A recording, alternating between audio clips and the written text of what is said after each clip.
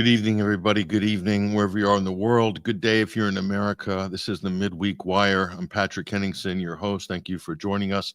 Very important broadcast today. We're going to be doing a very deep dive, so buckle up. We're going to bring Freddie Ponton onto the show to talk about a very controversial subject. Before we get there, I want to thank everybody on our live streams on X, Facebook Live, Rumble, BitChute, YouTube, and also on the audio streams. Thank you for joining us.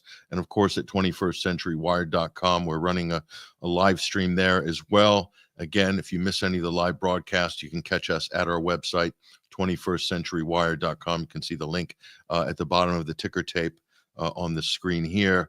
Now, this past week, actually the past 2 weeks, we started covering the JFK file drop, and we've done some great discussions and deep dives, including interviews with Ryan Dawson on both the JFK assassination as well as the Robert F. Kennedy assassination, RFK assassination. Last two programs we've done with Ryan Dawson. Excellent. You can get those at 21stcenturywire.com.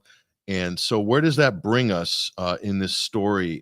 What we found from these documents is a clear connection with the JFK assassination and Israel.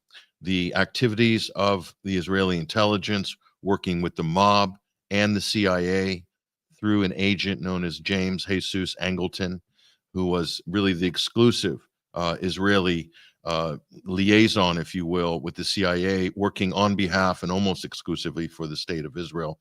And he is very much implicated in the JFK assassination. According to a lot of these documents, there's a clear crossover there. Why was John F. Kennedy, during his administration, why was he so concerned with Israel? Well, there's good reason for that. We're going to discuss it. It has to do with Israel's nuclear program. And just to set the table on this, I want to bring onto the stage right now our guest, Freddie Ponton. He is a journalist.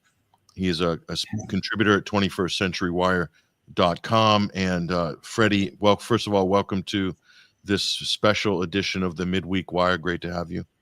Well, it's great to be on the show, Patrick. Always good to be here. And I love the subject, the topics of today, so I'm looking forward to that. Well, we've got a lot of ground to cover. This is going to be very information intense. So if you're watching and this is a subject that's interesting for you, you're going to get pretty much everything that we're going to be able to throw at you during this program. Now, Freddie, this is how it started. The JFK file release by Donald Trump. And a lot of people are speculating as to, the motivations behind the assassination of JFK. And what we found was clear evidence of this problem that was developing between the United States government and the state of Israel. It had to do with a number of things, but mainly centered around Israel was putting together a clandestine nuclear weapons program. The Kennedy administration knew about it. They're trying to bring Israel into the non-proliferation frameworks internationally, test ban treaties and so forth. Israel didn't want to have any of that. They wanted to basically keep the program under wraps, secret in a clandestine way. And the rest is history. And what we do is we'll set the table right now with a clip from this independent documentary film, and we'll put up this on screen because we did feature this at 21st Century Wire. It's called MIDWEEK. This is a film by Ryan Dawson. He's an independent journalist, independent filmmaker, and researcher. It's How Israel Stole the Atomic Bomb and Killed JFK. Excellent independent documentary film. The research, the facts, the receipts in here are solid, okay? MIDWEEK, the nuclear plant in Pennsylvania in the United States where Israel stole weapons-grade uranium, smuggled it out, to basically give the foundations for their illegal, illicit nuclear weapons program against the wishes of the United States government, running a spy operation on U.S. soil. All of this stuff was exposed. In fact, just to put this on screen right now, this is up at 21stcenturywire.com. For any doubters, this is from the National Security Archive. Okay, we've republished this at 21st Century Wire. Concerned about nuclear weapons, JFK pushed for inspection of Israeli nuclear facilities. This is from the United States National Security Archive. Okay, this is not a conspiracy theory. Atomic Energy Commission inspectors gave Dimona a clean bill of health twice after deliberately truncating tours. So basically, they weren't allowing them to inspect the facilities, and there seemed to be some coercion and bribery going on here, quite clearly. And the U.S. intelligence community was very suspicious of the inspections that were done there. And this was a huge problem. So much so, Ben Gurion, pictured in here, resigned soon after this controversy took place. And then soon after that, just you can see him there on the, on the right-hand side, your right-hand side of the screen. John F. Kennedy was assassinated in cold blood not long after. And a lot of the evidence does point to, including documents in the JFK files, the fact that Israel had a clear motive, means, and opportunity to kill the U.S. president. And this is a fascinating read here. It's got all the details of this issue laid out, again, in the U.S. National Security Archive. So it's amazing piece of information. And right there, Kennedy, Dimona, and the nuclear proliferation problem. Okay, it's all there, folks. So, and we can go further. Fred, you've also posted an excellent report, which we'll also bring onto the screen as well, and it has to do with the UMEC scandal, and we'll actually bring that up on screen as well because I think people need to see that as well. But this is also up at 21stcenturywire.com. We just posted this just the other day as well. So both of these reports are in the featured section of our website right now. So if you go to our website, 21stcenturywire.com, you'll see both of these reports. Here's the other one. We'll bring this up on stage. National Security Archive report, the NUMEC affair and Israel's nuclear weapons program.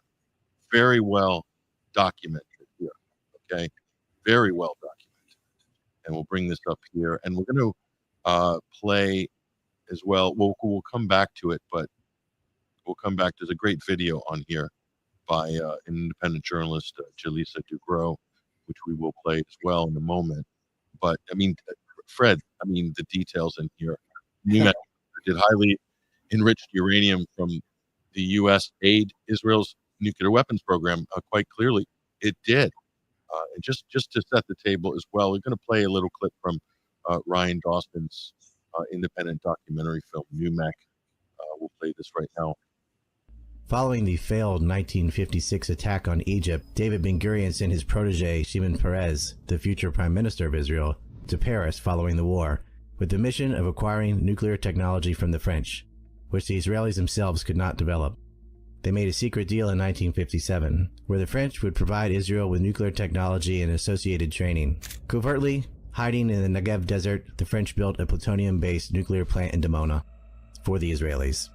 It was supposed to be kept a secret, but American U-2 spy planes would spot the unaccounted-for rig in the middle of the empty desert. Israel insisted it was nothing but an innocent textile plant.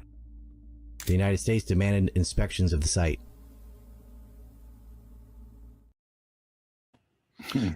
Yeah, didn't exactly go the way the United States wanted it to go, Freddie, did it?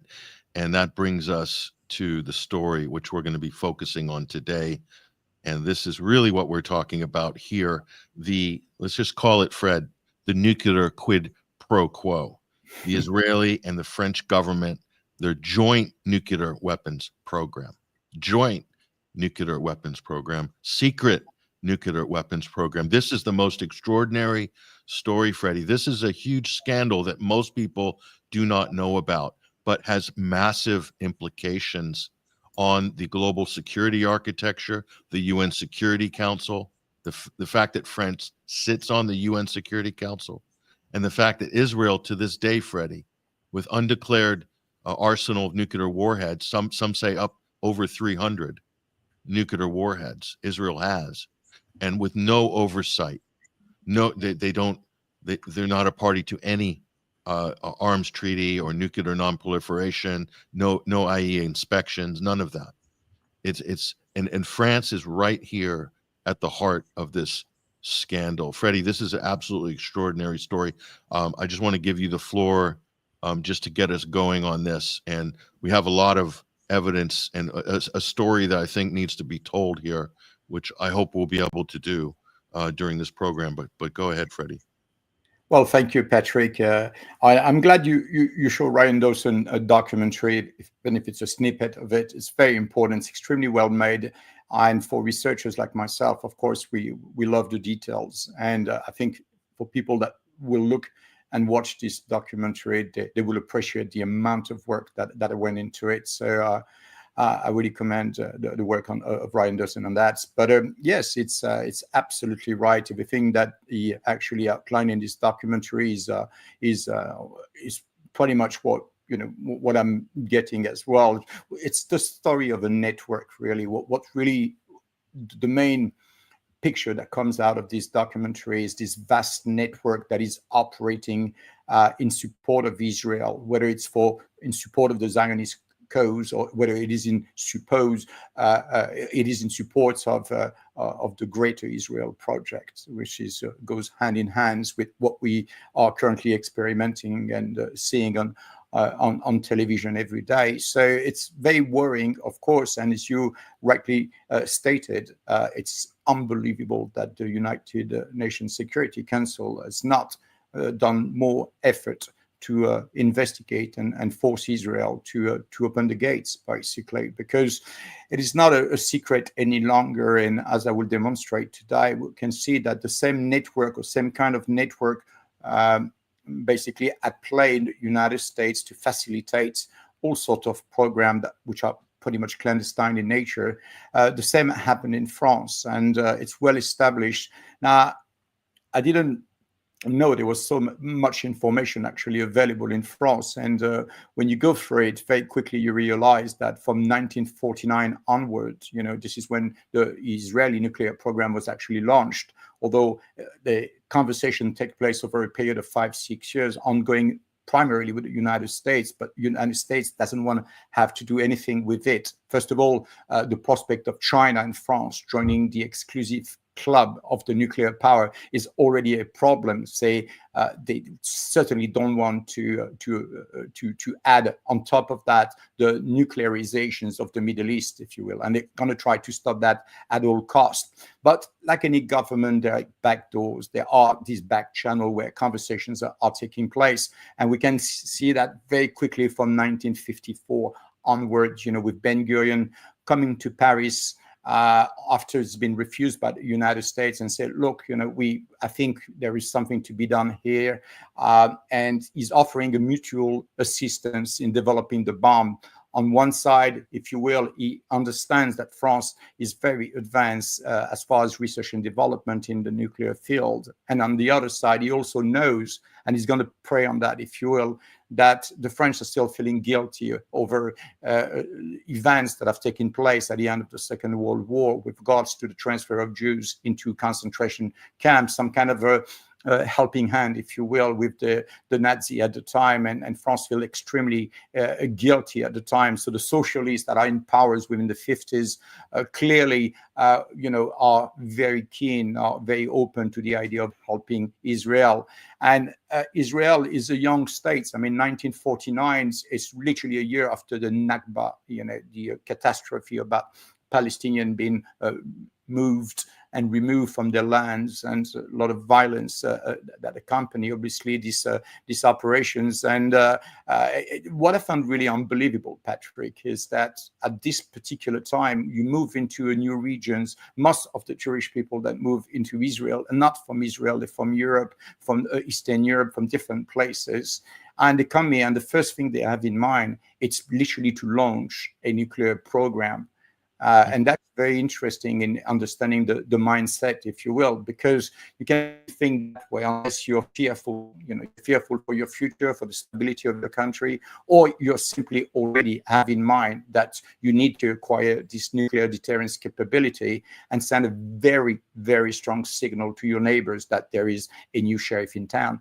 And I think that's really what I'm looking at the beginning, is that how that early Israel was already thinking about that. So very important, because the two countries, France and Israel, shared a common enemy at the time, and it's going to be growing all over the years, if you will. And this common enemy is in Egypt. It's Gamal Abdel Nasser, because he's on one hand very involved with the French in Algeria, if you will, and he's supporting the National Liberation Front of Algeria, and that's a major problem for the French.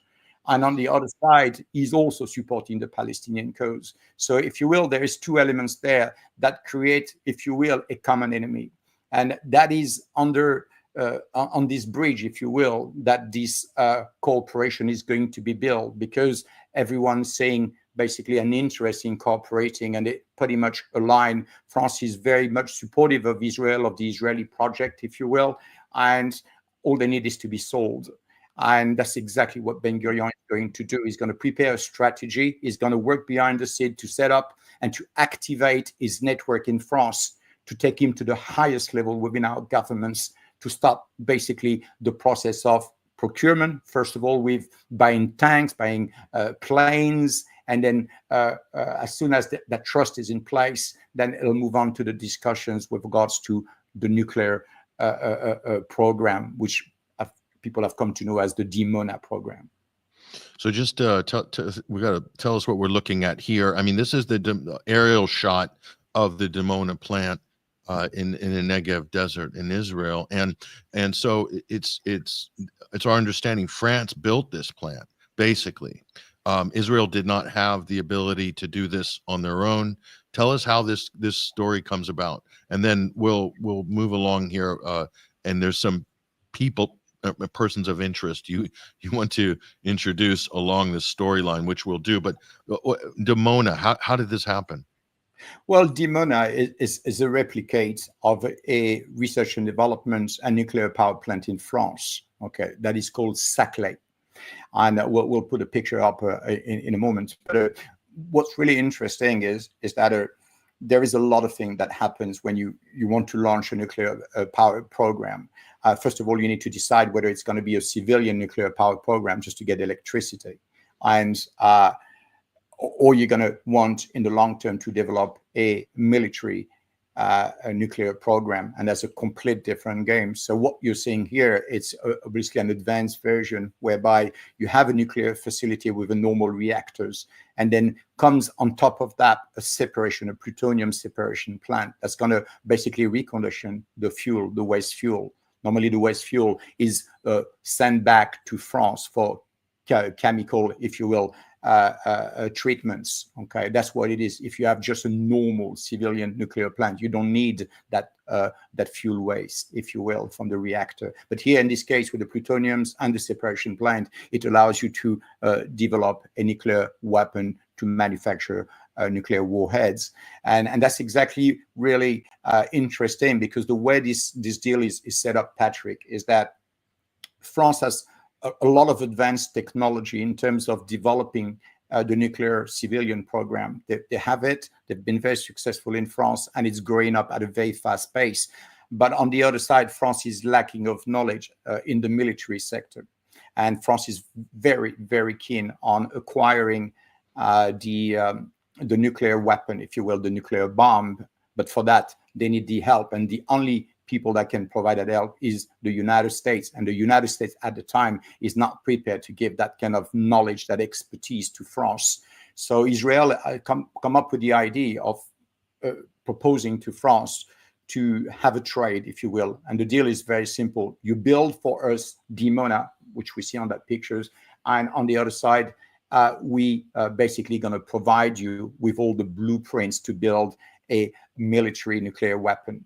And the France, this is going to be the key argument that's going to really flip the deal in favor of Israel. So a lot of things going to happen in this context of, because they do not arrive at that stage, you know, from the get-go. It's going to go through a process, and we're going to describe that process. But all in all, this is what it is. It is about a country that wants to acquire both civilian nuclear program and a military nuclear program. And if you look, for example, because the debate at the moment is all about, whether the United States and Israel are going to do or launch an attack on Iran. It's all this talk about this. We saw, obviously, the attack of Israel on Damascus has killed some official of Iran. Iran retaliates and send a very strong message. And what is the message? Out of all these shenanigans and out of all this war effort is one message to retrieve from all that. And that is that Iran has the capabilities, basically, to send a hypersonic message and to land it at 30 kilometers away from that particular base, that Dimona base. That's all they needed to do. How they did it, all that, the technicality, the swarm of drones, and how they basically triggered all the air defense systems, which was perfect for recording where the defense systems are, how they operate. So that's another matter. But all in all, the takeaway is the Dimona nuclear station is vulnerable, and that is a game changer, because you cannot look at this and say, oh, it's not really important. It's not. It is extremely important, because the way this is constructed, this is not just on the surface. There is many levels below, and that was revealed by Venunu. That story of Venunu, will cover it a little bit, because I think Ryan already covered it in his documentary. But absolutely unbelievable story of these guys from Morocco. Actually, it was from Morocco, Venunu, and ended up moving his family to Israel in the 50s, and very quickly he's going to obviously give his 2 years in a military service, and then from that going to be trained as a corps of engineers as a nuclear scientist, and then move and become a manager at the plant. And then 8 years later, he's an activist. He supports Palestine. He's absolutely appalled by what Israel is doing in Lebanon. He's going to actually become laïc. He's going to become Christians, and he's going to basically be fired. And what happened after that is simply revealing the plans, and all the story about how he did it, how he came to the UK, and all that is fantastic. I mean, it's a James Bond. Really, I'm amazed that there's probably a movie that's been made about that, because what a crazy story with the Mossad and sending a girl and extracting him from Rome. The whole story is crazy. But we get the takeaway. We understand what it meant. And what it meant is that I saw what I saw. The Sunday Times believed me.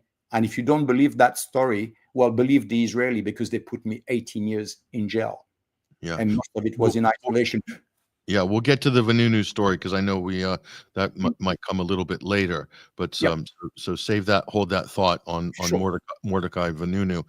But just to reiterate there, so the construction of this facility was more or less done initially in secret.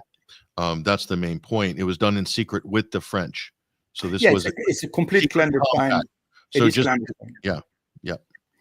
It is clandestine in nature, Patrick, obviously, because at this particular moment in time, US has a lot of influence around the world, that still has today. But it is quite clear that sphere of influence in the Middle East, especially in the Gulf region, where the US has a lot of interest, France has interest as well with the Arabs. They don't want the Arabs to know what's going on. They certainly don't want the Arabs to know that they are helping Israel acquiring nuclear capabilities. That's something it has to stay below the radar, and they're going to do it really well, but it's not going to last long. But they're going to do it very well in terms of keeping it for themselves and developing. But when you, as I say, move thousands of scientists in Israel, and they're going to be staying there for more than 18 months. Some people talk even about 2,500 different reports in France. When you read it, it's absolutely amazing, the level of activity that is taking place. And then, of course, hundreds of scientists from Israel are going to come to France to be trained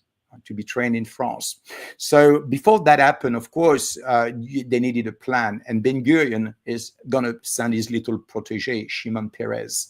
And that's where really the whole story starts, really, when Ben-Gurion in 1952 appointed Shimon Peres as the deputy director general for the Ministry of Defense. And very quickly after that, the following year, he's going to be promoted as director general. So this is someone that's going to be given at the age of 29 years old a lot of power. Very young.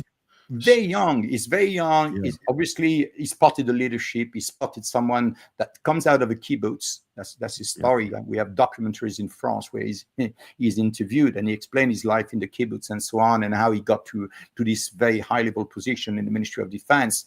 But his first mission, really, that is that is entrusted with by Ben Gurion is to go to France, to go to Paris, and he has organized basically a point of contact. Bear in mind that Shimon Peres doesn't speak a word of French and doesn't speak a word of English at the time. Right? So he's a bit on the back foot, if you will, and Ben Gurion tell him, do not worry, everything is organized, just go there, you're going to meet that guy, he's a Jewish guy, he's going to help you, and he's going to get you where you need to do and where you need to go. And at the time, what's happening is that Shimon Peres is basically entrusted to buy primarily tanks, not talking about even nuclear power program in 1952. We're talking about buying AMX, which was the future Leclerc tank in France. He's going to buy about 250 of them, so it's not little. And then he's going to buy, below the radar again, 9 Dassault jet fighters, the Mirage. And that's what his mission is. And then, of course, to start to be introduced and to acquaint himself with a man called Georges El-Ghazi. And when he arrived in France, Georges El-Ghazi, who is basically the economic advisor to Pierre Mendès France, the France prime minister at the time, right? And he's El-Ghazi is a very rich single Jewish guy. He's extremely well off. He's a single guy. He lives with his mother, and he's really basically as the heirs of the prime minister in France. So that man was going to be the conduit, if you will, that is going to be used by Shimon Peres to start to plant the seeds about, strengthening this relationship between Israel and France, but also primarily starting to plant the seed about a nuclear program. How do we do? El-Ghazi was one of the chief economic advisors, wasn't he, for the? That is correct. Yeah, he's economic advisor to Pierre Mendès France, the prime minister of France at the time. Pierre Mendès France only going to be a prime minister for 8 months. He's not going to stay long, and that's very interesting because we're going to see how the network and the Israeli supporters in France within the Socialist Party are going to really take on this offer, and they're going to really drag it and take it to completion, because it's really difficult to get that approved in France. It takes a lot of people to approve it, and for them to have achieved that in such a small amount of time, they could have not done that with help, and that's where the network. Fred, that's an important detail. Just quickly, Fred, you said that the socialist government at the time in France, yeah, and then the birth of Israel had a very heavy socialist veneer to it, with the sort of kibbutz image of Israel working the land. It was very much appealed to Eastern European communists, but also socialist French as well. So that's a powerful motivator, wasn't it, to cooperate? That's one of the things that glued the relationship at that early moment, right? Yes, absolutely. All the right conditions were in place, if you will. You have the sense of guilt. You have the socialist in power. You have, obviously, the conduit with high-level contacts within the government that can really introduce and open the door. This is about opening the doors. They're not coming empty-handed. They're coming with a wonderful deal. First, they're going to spend money with the French. They're going to buy the tanks, buy the Leclerc. But then afterward, this is going to be about, engaging in a major clandestine operation, and they need to build that trust, and that's exactly what they're going to be doing. So in that case, we have Shimon Peres in 1954, at the end of 1954, coming back to France. So all he does for about 8 years is back and forth between Israel and France. And he's going to meet the minister, Marie-Pierre Cunning, as a military guy's defense ministers of France at the time in 1954. And he's going to obviously start shipping and having a large amount of weapons shipped to Israel. So he's going to really arm, and France is going to arm Israel really to the teeth, and it's going to be going on for years. But at the same time, what we see in 1954 in the documents is we see that already Shimon Peres has had access to a gentleman called Guy Mollet, and Guy Mollet is fighting to become the new minister, the new prime minister of France. He wants to be basically the person that is going to be really in power and be able to help Israel. And that's going to be very interesting, because as soon as 1955 comes up, we're going to see how much Guy Mollet is going to work behind the scene with Shimon Peres and to really launch the nuclear program cooperation between Israel and France. Okay, so we'll move on here and to I think we have a video. Well, there's Abdel Nasser. But before that, I think we want to play this initial video clip here, and just to tell us what's going on. Yes, that's this is Guy Mollet here, right there. This is Guy Mollet. Guy Mollet is visiting basically Ben Gurion, and he's going to really, as I say, being one of the best defender for the Dimona nuclear reactor case, if you will, because they're still pitching the French government, and they need to have the approval of Guy Mollet.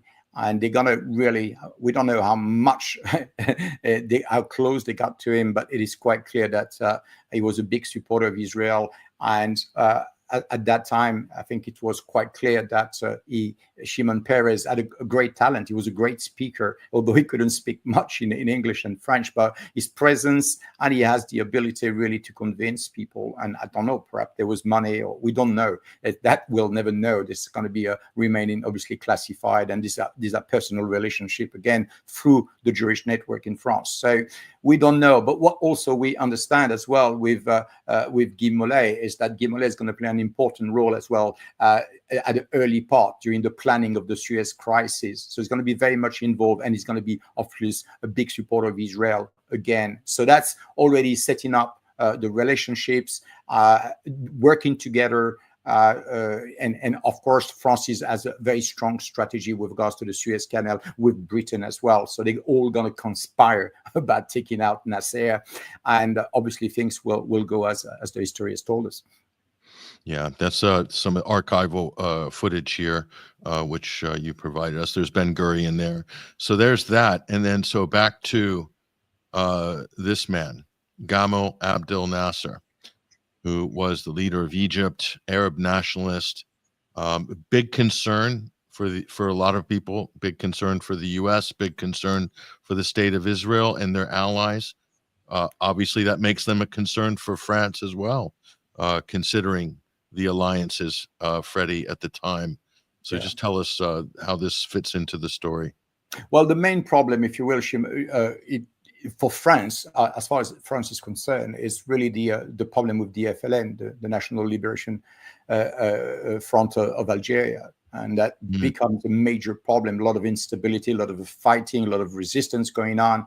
And in there, we'll see later on that Israel is also in Algeria and supporting France as well, supporting the brigade, the OAS, and so on. So we have that history, and it's very complex, of course, because after the changeover with Charles de Gaulle, everything is going to change progressively, despite the promise that Charles de Gaulle did and made to the French people. So it's very complex, and I really don't want to get too much into that. But what's really we can understand here is that this is the foundations of the cooperation. As I said, the Suez Canal is going to really solidify this relationship. And what we're going to see with that is that the French are actually going to break the tripartite agreements that was put in place to keep the status quo between UK, the US, and France with regards to the regions. And the idea was obviously to stop flooding the regions with weapons, but France is going to ignore that, and they're going to break that agreement very quickly. Same for Britain as well. So that's going to be obviously creating all the tensions that we know. And then from that, this is the time where now the seeds have been planted. A lot of procurement has taken place with tanks and planes, and then now this is the time to enter the phase one, if you will, of this nuclear cooperation. And that phase one is very important because it introduced a key really person in this nuclear deal, and this guy's name is Abel Thomas. Abel Thomas was the chief of staff of the Ministry of Defense between 1956 and 1957. And he was working with Maurice Bourges-Manoury, the defense minister at the time. And that man is going to be extremely important for Shimon Peres, because he is the one that is going to, pretty much get the deal done. He only needs one more approval and the deal is done. And that's going to be very interesting because there's a lot of documents in France we're able to look at. And it's very, very unbelievable how very quickly, in a very small span of time, how Shimon Peres and Ben Gurion were able to literally be inside the Ministry of Defense, be inside the Prime Minister's office. I mean, if you really walked in the Minister of Defense, Shimon Peres had his own office there next to the Chief of Staff. In France. In France, he had his own office in our Ministry of Defense. Can you believe that? And just to remind people, we're talking about Shimon Peres, the future prime minister, president of Israel. There's one photo, but he ended up being the leader. He's also one of the original, on the ground, Irgun Haganah fighters as well, labeled as listed as terrorists at the time. Later became the IDF, and so at a very young age, and this is what you're also putting there, at a very young age, these people who were baptized by fire through World War II, but also then through the bloody creation of the State of Israel into positions of power here. And so these are some of the key players with the formation of this clandestine nuclear weapons program that was done between Israel and France. This is the incredible thing, Freddie, because a lot of people know that Israel stole enriched uranium from the United States, and they know that they're procuring different things through spy rings with the help of various people at the time, plus arms trafficking that was going on. But very few people understand how tight the relationship was between the French and the Israelis at the time, because it wouldn't have happened without the French. And Freddie, it wouldn't have happened for France without Israel, and that's the big story here. And it is the big story, because without France, Israel does not have a nuclear power program, and without Israel, France does not have a military a nuclear warhead. So they have so much interest in common to work together. It's literally the perfect storm if you look at it. The conditions are right. There's that guilt over the Jewish case in France. There is a common enemy. Everything happened. And then, as you say, over the time, trust is something you build. It's just not there straight away. But the entire black market of weapons, from Britain, but also from France. You have all the Irgun, as you said, is a terrorist organization, which was with Menachem Begin. Menachem Begin was the leader of the Irgun, and of course, Ben Gurion at the time was not really happy with him to some degrees, and he's going to attack. Actually, there's going to be a famous story about him attacking a boat with Irgun military being killed and personnel being killed, and eventually Menachem Begin and the Irgun will be swallowed up into the IDF, if you will. So they're all working for the same cause. I think they were just struggling a little bit in between various, terrorist group in Israel. Everybody wanted to get that leadership and being recognized as, as the strong. So major, as I say, fanatism to a certain degree, fanatism, ideology, and everybody's on the same page at that level, is that Israel is going to be the Hebrew state, and anyone that's going to interfere with that is going to be feeling it, basically. And they have a strong relationship with France, and France really, with planes, especially with planes, we saw that during the Suez Canal, when the war with Egypt in the Sinai Peninsula, where the planes are going to be really making and tipping the balance of power in the favor of Israel. Yeah, ultimately. So, and tell us the next character that comes into the story here, Francis. Not to be confused with the famous actor, by the way. Yeah, Francis. It's different Francis Perrin, but this is a very key person, wasn't he?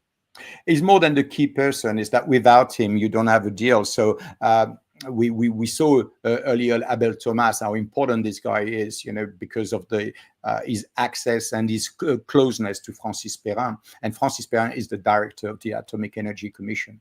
Without him, there's no deal, period. If that guy decide and say, look, I don't see anything in there for us. And what's going to really make the deal happen is the fact that Francis Perrin loved the idea of France obtaining, if you will, securing the nuclear deterrence capability. So from a defense point of view with Abel Thomas, they're really on the same page. And at that time, he's convinced, we don't know anything that happened behind the curtains, that you will never know. But what we know is that this is what really got the deal for the Israeli, is that the promise of getting the atomic bomb and making France part of this nuclear power club was basically absolutely something that France was not going to pass. And that's why they went along with it. But everything, as you said earlier, had to remain clandestine, not basically to upset the Arabs, which the French were having a good relationship with and developing, especially the energy sector, the oil and gas sectors, and so on. Yeah, amazing. So that brings us to the Franco-Israeli nuclear gang. Here they are. These are the principals in this story. Just tell us about this meeting here of these rogues gallery of operatives here. Amazing.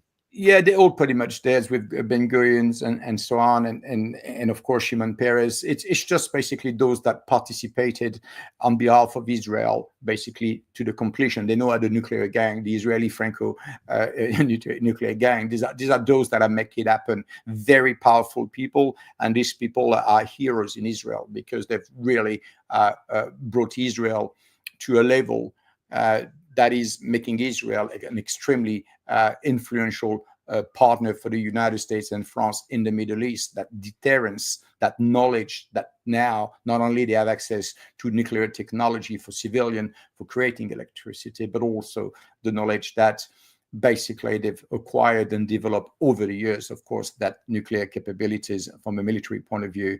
It's just mind-blowing for small little states, 2.5 million inhabitants.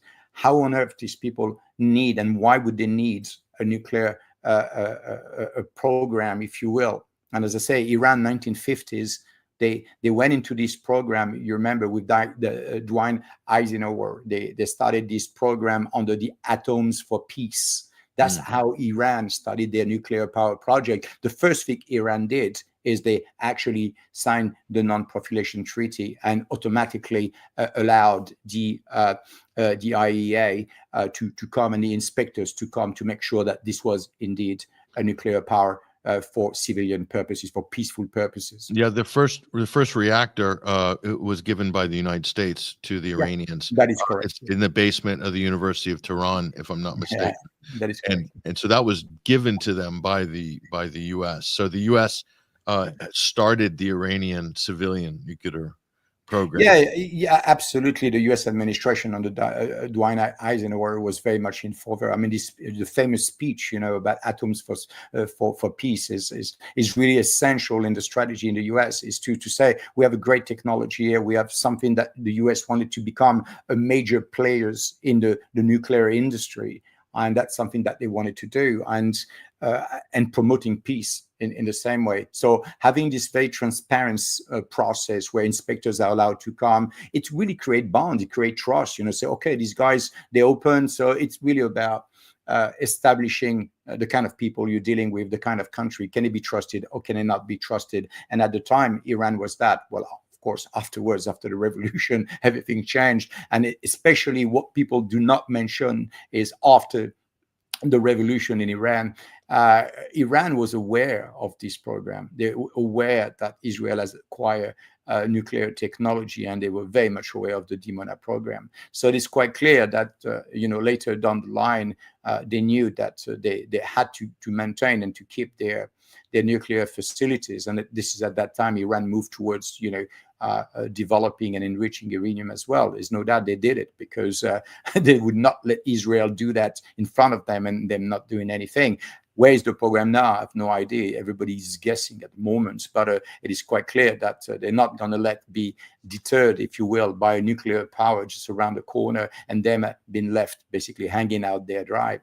So it's really have what this cooperation between France and Israel, which is the point that I'm trying to make, is really have an impact. It was a long time ago, 70 years ago, and the decision that was made at this time having a major consequence in the debate of today, because this is going to play in the equations on how the deal is going to be handled by the United States, how it's going to be handled by Israel, and of course by the neighboring states. So it's very, very crucial to understand how one decision can change, the destiny of a complete region.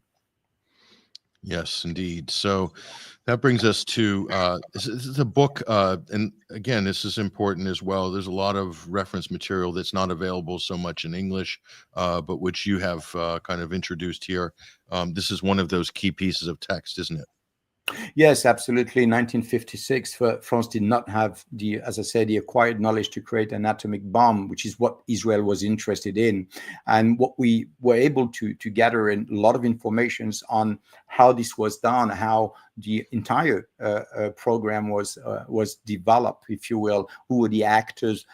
This is not French government doing a nuclear program. These are companies, a network of companies that's going to be highly involved and set up companies in order to accommodate that. But because it's clandestine, they have to open front of the house. They have to open companies in different countries. And there's a whole process in that. And we only probably know half of it. But what's interesting is in this book, Affaire Atomique by Dominique Lawrence, is that she confirms really that at the time there was a secret approval by the American service about this nuclear deal.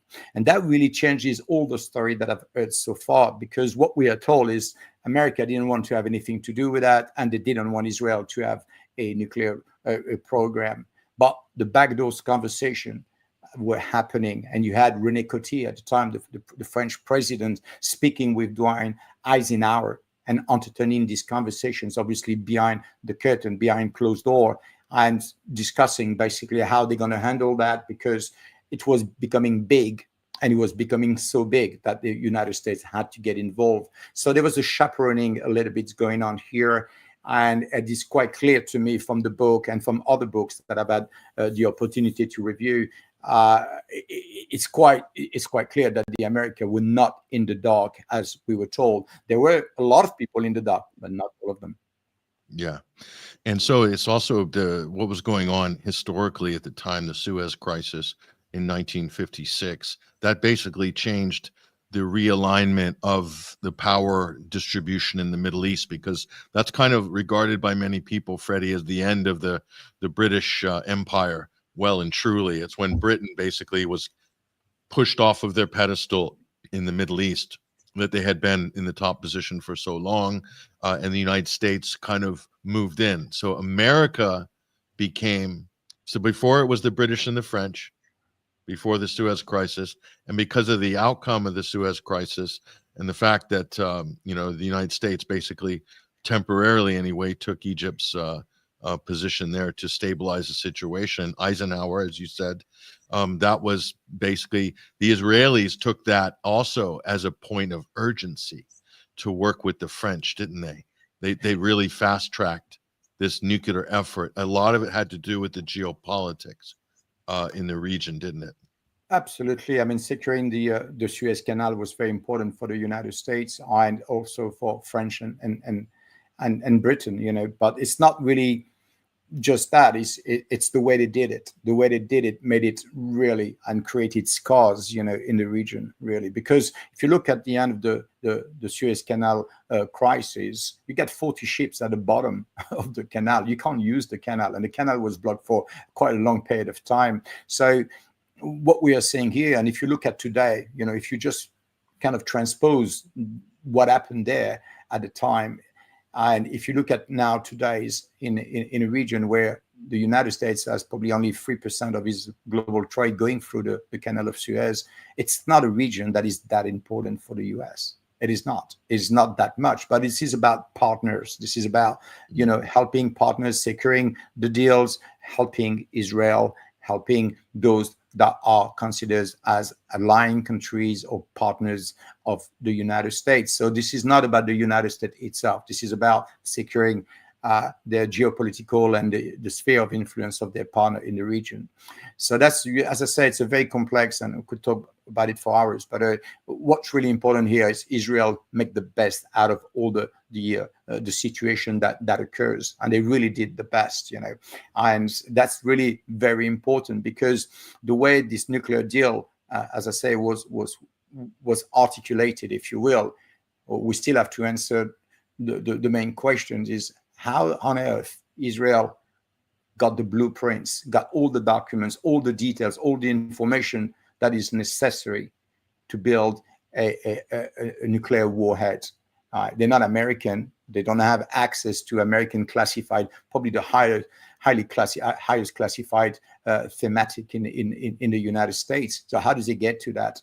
And the question to that is very simple, because energy scientists, nuclear scientists in France have done some research on that, and they say that the only person at that time that was capable of really putting on the table the blueprints and how to build from scratch, how to enrich the uraniums, all that kind of things. There was a lot of information, and the most suited person for that would have been Robert Oppenheimer. Robert Oppenheimer, the father of the atomic bomb, was working in Los Alamos at the time. He was the head of the laboratory, and until 1944, he had a security clearance, which was revoked during the McCarthy era. But he was really kind of the man that could provide that. So from the expert in France in nuclear technology, they say that if that information came to France and from Israel, Israel got it from Oppenheimer.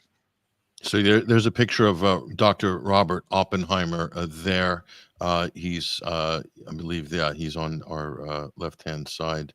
And then Paula Ben-Gurion, I think that's the wife of David Ben-Gurion, and then yes, the 5'3" wonder himself, David Ben-Gurion, co-founder of the State of Israel and whatnot, prime minister at the time. So Oppenheimer, and if you watch the film that was out recently, Freddie, it got rave reviews. Of course, I saw this film. It was very interesting. They made a big point in this film to focus on the Jewishness of Robert Oppenheimer and how he was traumatized by the Holocaust and what that did to his people, and he felt he was duty bound to help his people. There was a subtext in that film, but they didn't go any further with it.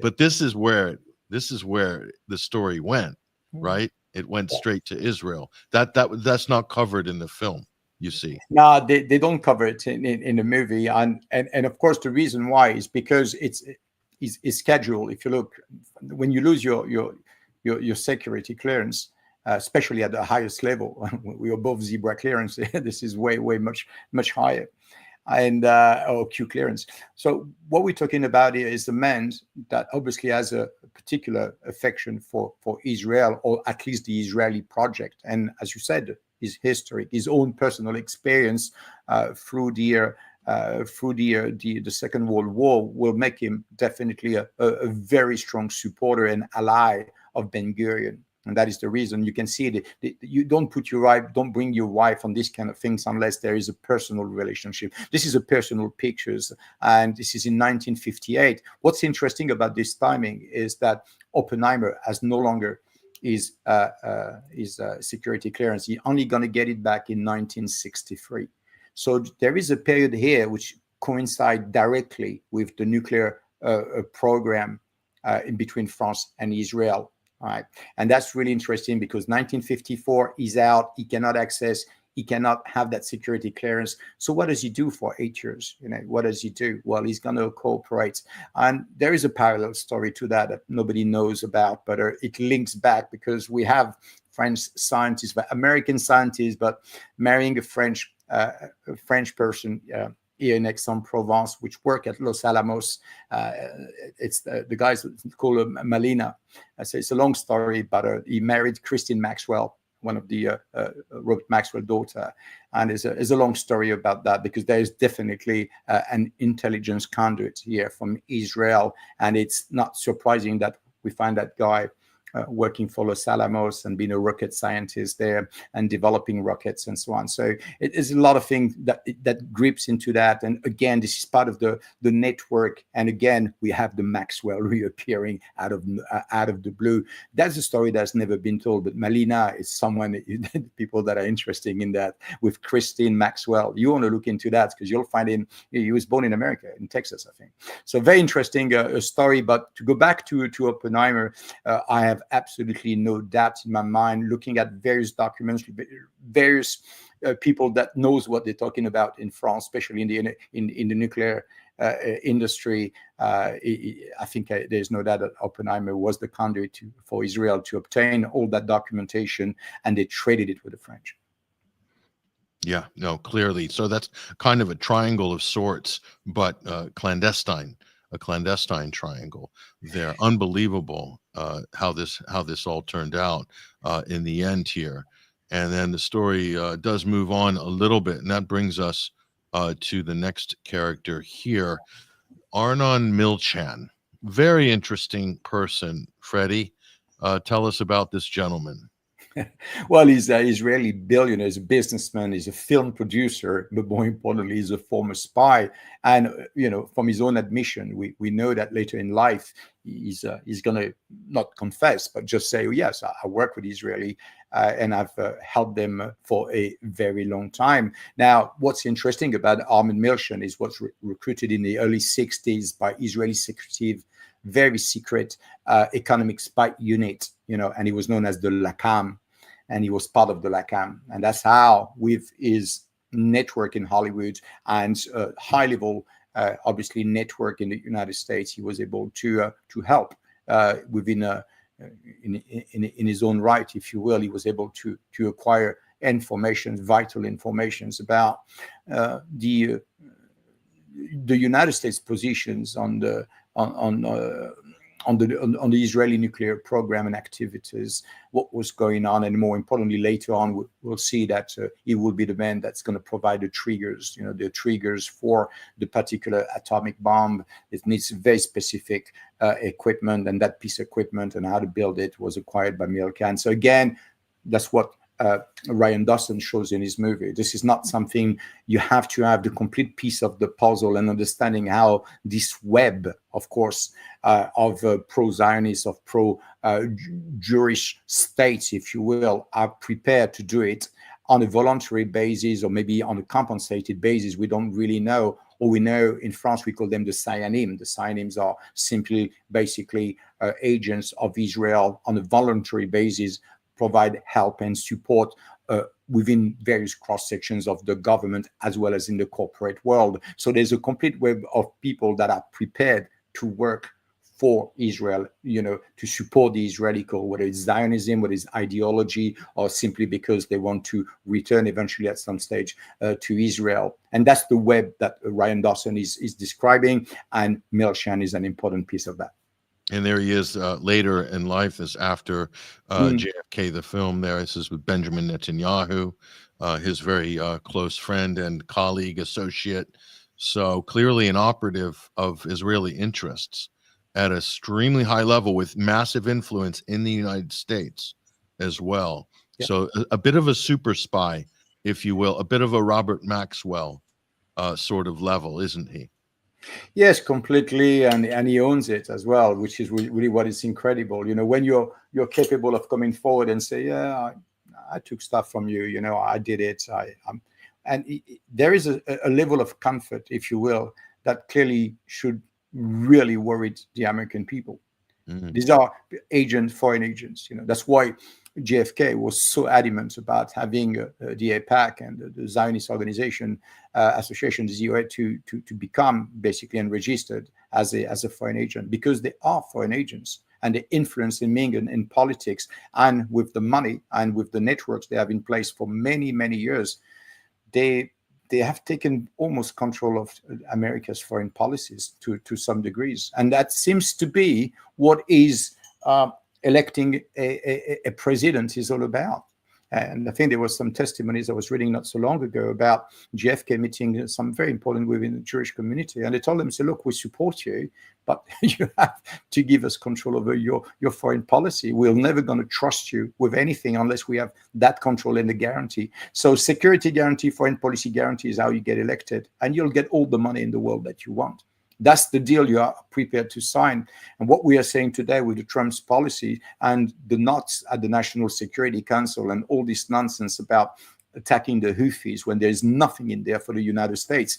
I mean, the Goldberg story is just an example of that, but there's so many other examples of whatever this foreign policy is acting is certainly not acting in the best interest of the United States and the Americans. It's really Israeli first. Yeah, it's an Israeli first policy, and they just have to send you a piece of propaganda so you can swallow the pill. I think that's what Goldberg's story is all about. Yeah, and here's just another brief clip from Ryan Dawson's film NUMEC, and that'll bring us as well segue into the next character in this story. But yeah, Arnon Milchek, absolutely key player here on so many different levels. Some might argue, including the cover-up of the JFK story. You know, executive producer of the film JFK omits any knowledge or any mention of the state of Israel in the JFK assassination. So some might say that this was a gatekeeper, a very wealthy gatekeeper that came in to basically somehow, in a way control the film. This is up for debate, obviously. So we'll hopefully find out more about that in the future. But at the moment, we don't want to jump the gun just yet. So here's a clip from NUMEC that will bring us to the next juncture of this incredible story, Freddie. Despite the well-established and well-known precedents of Zionist smuggling and stealing boatloads of armaments from the United States, and the indisputable evidence of Israeli intelligence agents regularly meeting with Zalman Shapiro in Pennsylvania, a dedicated and committed Zionist with ties to the Israeli government, as well as hundreds of kilos of highly enriched uranium being reported missing from NUMEC and unaccounted for, the highest out of every commercial plant in the United States, and Israel having a covert nuclear program, which they lie about at every turn, undermine inspections of, and the very suspicious samples at Dimona of highly enriched uranium that was measured with scientific certainty, which the Israelis by themselves could not develop.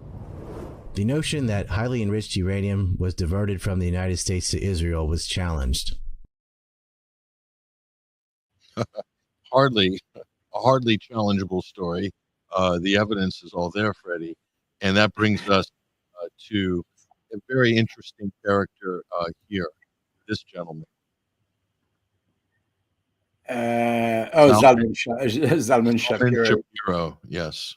Yes, is that, look, this guy, it's unbelievable. First of all, just to make a comment about what you just said, there is no doubt that the United States provided enriched uranium to Israel. And the reason why is a very simple reason. It's simply because France in the 1950s and beyond, they simply did not have enough uranium. Right? We didn't have the uranium from Africa at that time. It's only later on, after the 60s, that France is going to go and get this uranium, which is a far higher grade, by the way. So the uranium that France was using was the uranium that we have in France. And it's a low grade, and the process, and if you're going to do testing and so on, you're going to need a quite large quantity as well. So the quantity we're talking about here are absolutely spectacular at the time. So it's only one place that could have provided that, and it would have been definitely the US and probably the UK as well a little bit. Yeah. So back to Zalman Shapiro. Yes, Shapiro. Well, I'm not going to re-talk about what Ryan has covered. What I would just say is that the French were in touch, of course, with NUMEC. I mean, this program is full of cooperation, not only between France and Israel, but also with France and the United States. And NUMEC is based in Apollo in Pennsylvania, and they have this major nuclear facilities to enrich uranium. And what they need, obviously, France, is to create a joint venture, right, to have access to all this technology, but also the enriched uranium, because that is going to be a complete logistic that's going to go through Argentina, Uruguay, Sahara, Algeria, and other places as well to end up in Israel. What we've noticed is that there is a venture that was set up by NUMEC co-founder Zalman Shapiro. And he basically went on a venture with a company called Société d'Application de la Physique, which is SIIP. And it's basically an agent of a Swiss company called Société d'Électronique Nucléaire, SEN. I've done the research, I have the documents, it's all well documented. And what we know now is that the venture was called Numec Instruments and Controls Corporation, Numinco. And Numinco is going to be a very important partner in that particular venture because it's going to help to do a lot of things for the French, amongst which acquiring not only technologies but also enriched uranium for Israel. So of course all that is classified, and a lot of things was done behind, all the records were taken out. But what's very interesting is some of the books that we saw earlier, we have a good understanding of the companies, the corporation that were necessary to act as a front or simply to provide the technology, the know-how, the expertise to build this Dimona nuclear power plant, and of course the associated plutonium separation plants for the military side of it. So all that requires technology, and that technology, most of it was available in France, but the know-how and the expertise was available in the United States. So for the US to say they were not aware of it, energy nuclear scientists in France would just laugh at you. Say, how? And the other key here, Freddie, is that this was an array of private companies that were used to launder, to smuggle, to hide, to obfuscate. And then afterwards, these companies were just dissolved. So in a way, the paper trail, so if this was done through governments, they would come under a lot more oversight. There's a lot more risk because of the public eye and the scandals that could be associated with that. But they did this in a clandestine way through a series of companies and shell companies. That's a real, and then they dissolved the whole thing once they got the bomb. Is that more or less what happened, Fred? Yes, it's basically, don't forget the length of the project. We're talking about a project that has different stages, and we're going to talk about it in a moment. But as I said, there's so many different angles you can use to verify the story. You don't just have to have one document that tells you that's what happened. What you can do is to look at different angles. You can look, we talked about Vanunu, that's one angle, because that's basically an Israeli telling you I was there, so you don't have to believe us, just believe their own people. And he came with the good. And then the other angle is to look at the testing facilities, right? And looking at how the test was conducted. And that's also very revealing, in terms of understanding how the test, who conducted the test, and who is the client. Right? How many countries in the 1950s and early 60s had the ability to conduct large-scale nuclear tests? How many? That's it. You get your answer. So right now, at that time, as I said, all you need to understand is the provenance and the amount of uranium that is used, that needs to be enriched in order to conduct this test.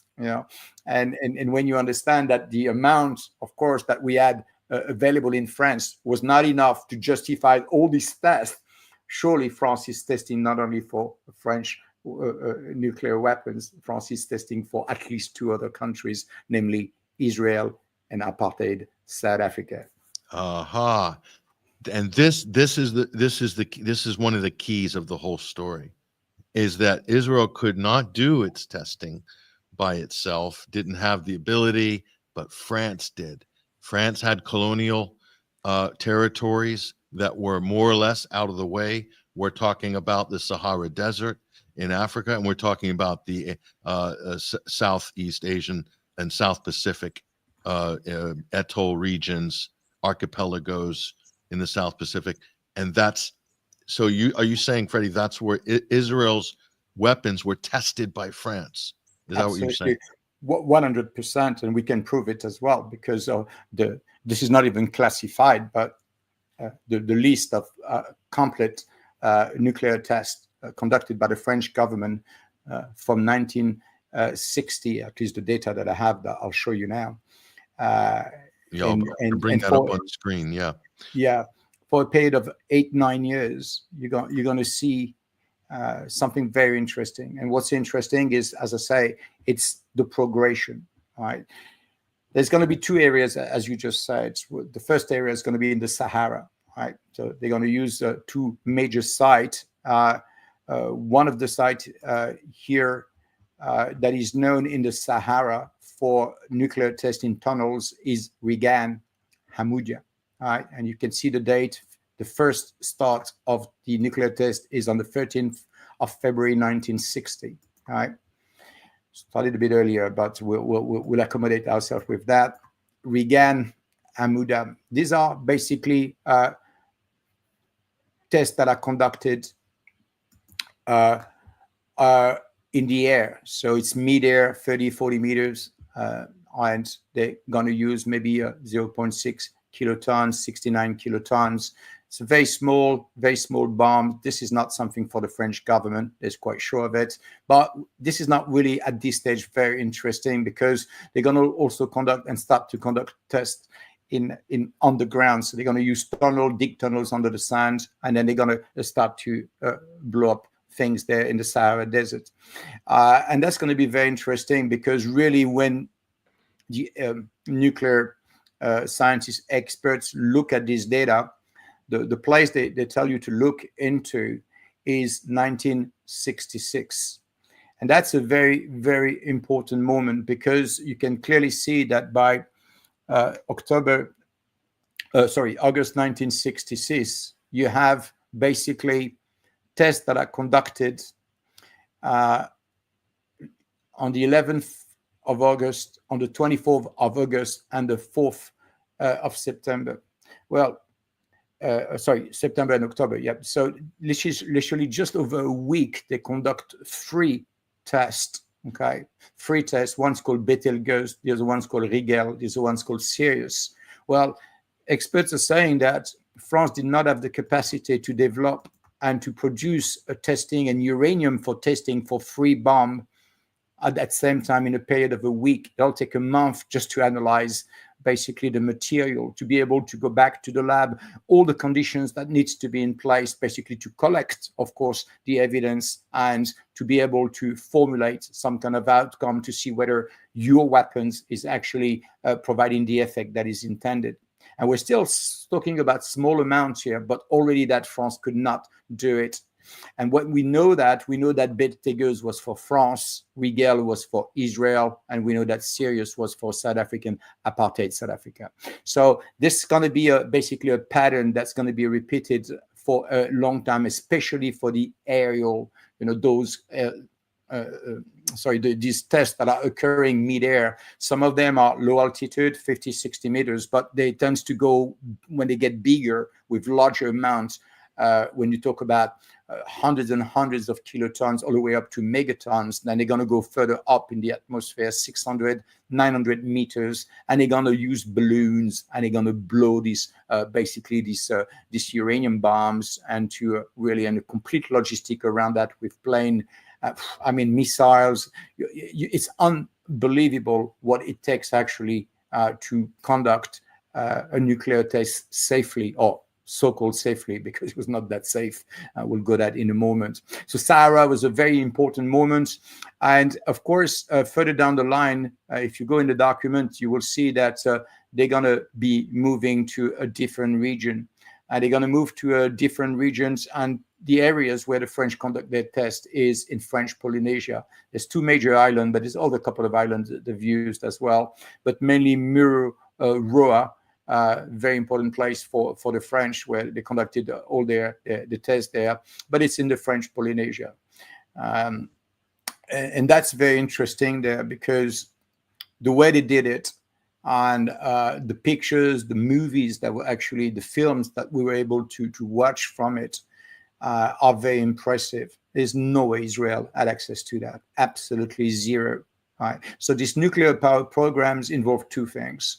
It's involved the ability to test, the ability to enrich uranium in a period of time, and, of course, in a regular fashion, so that you can go back to the testing areas and keep on improving, keep on increasing the kilotons.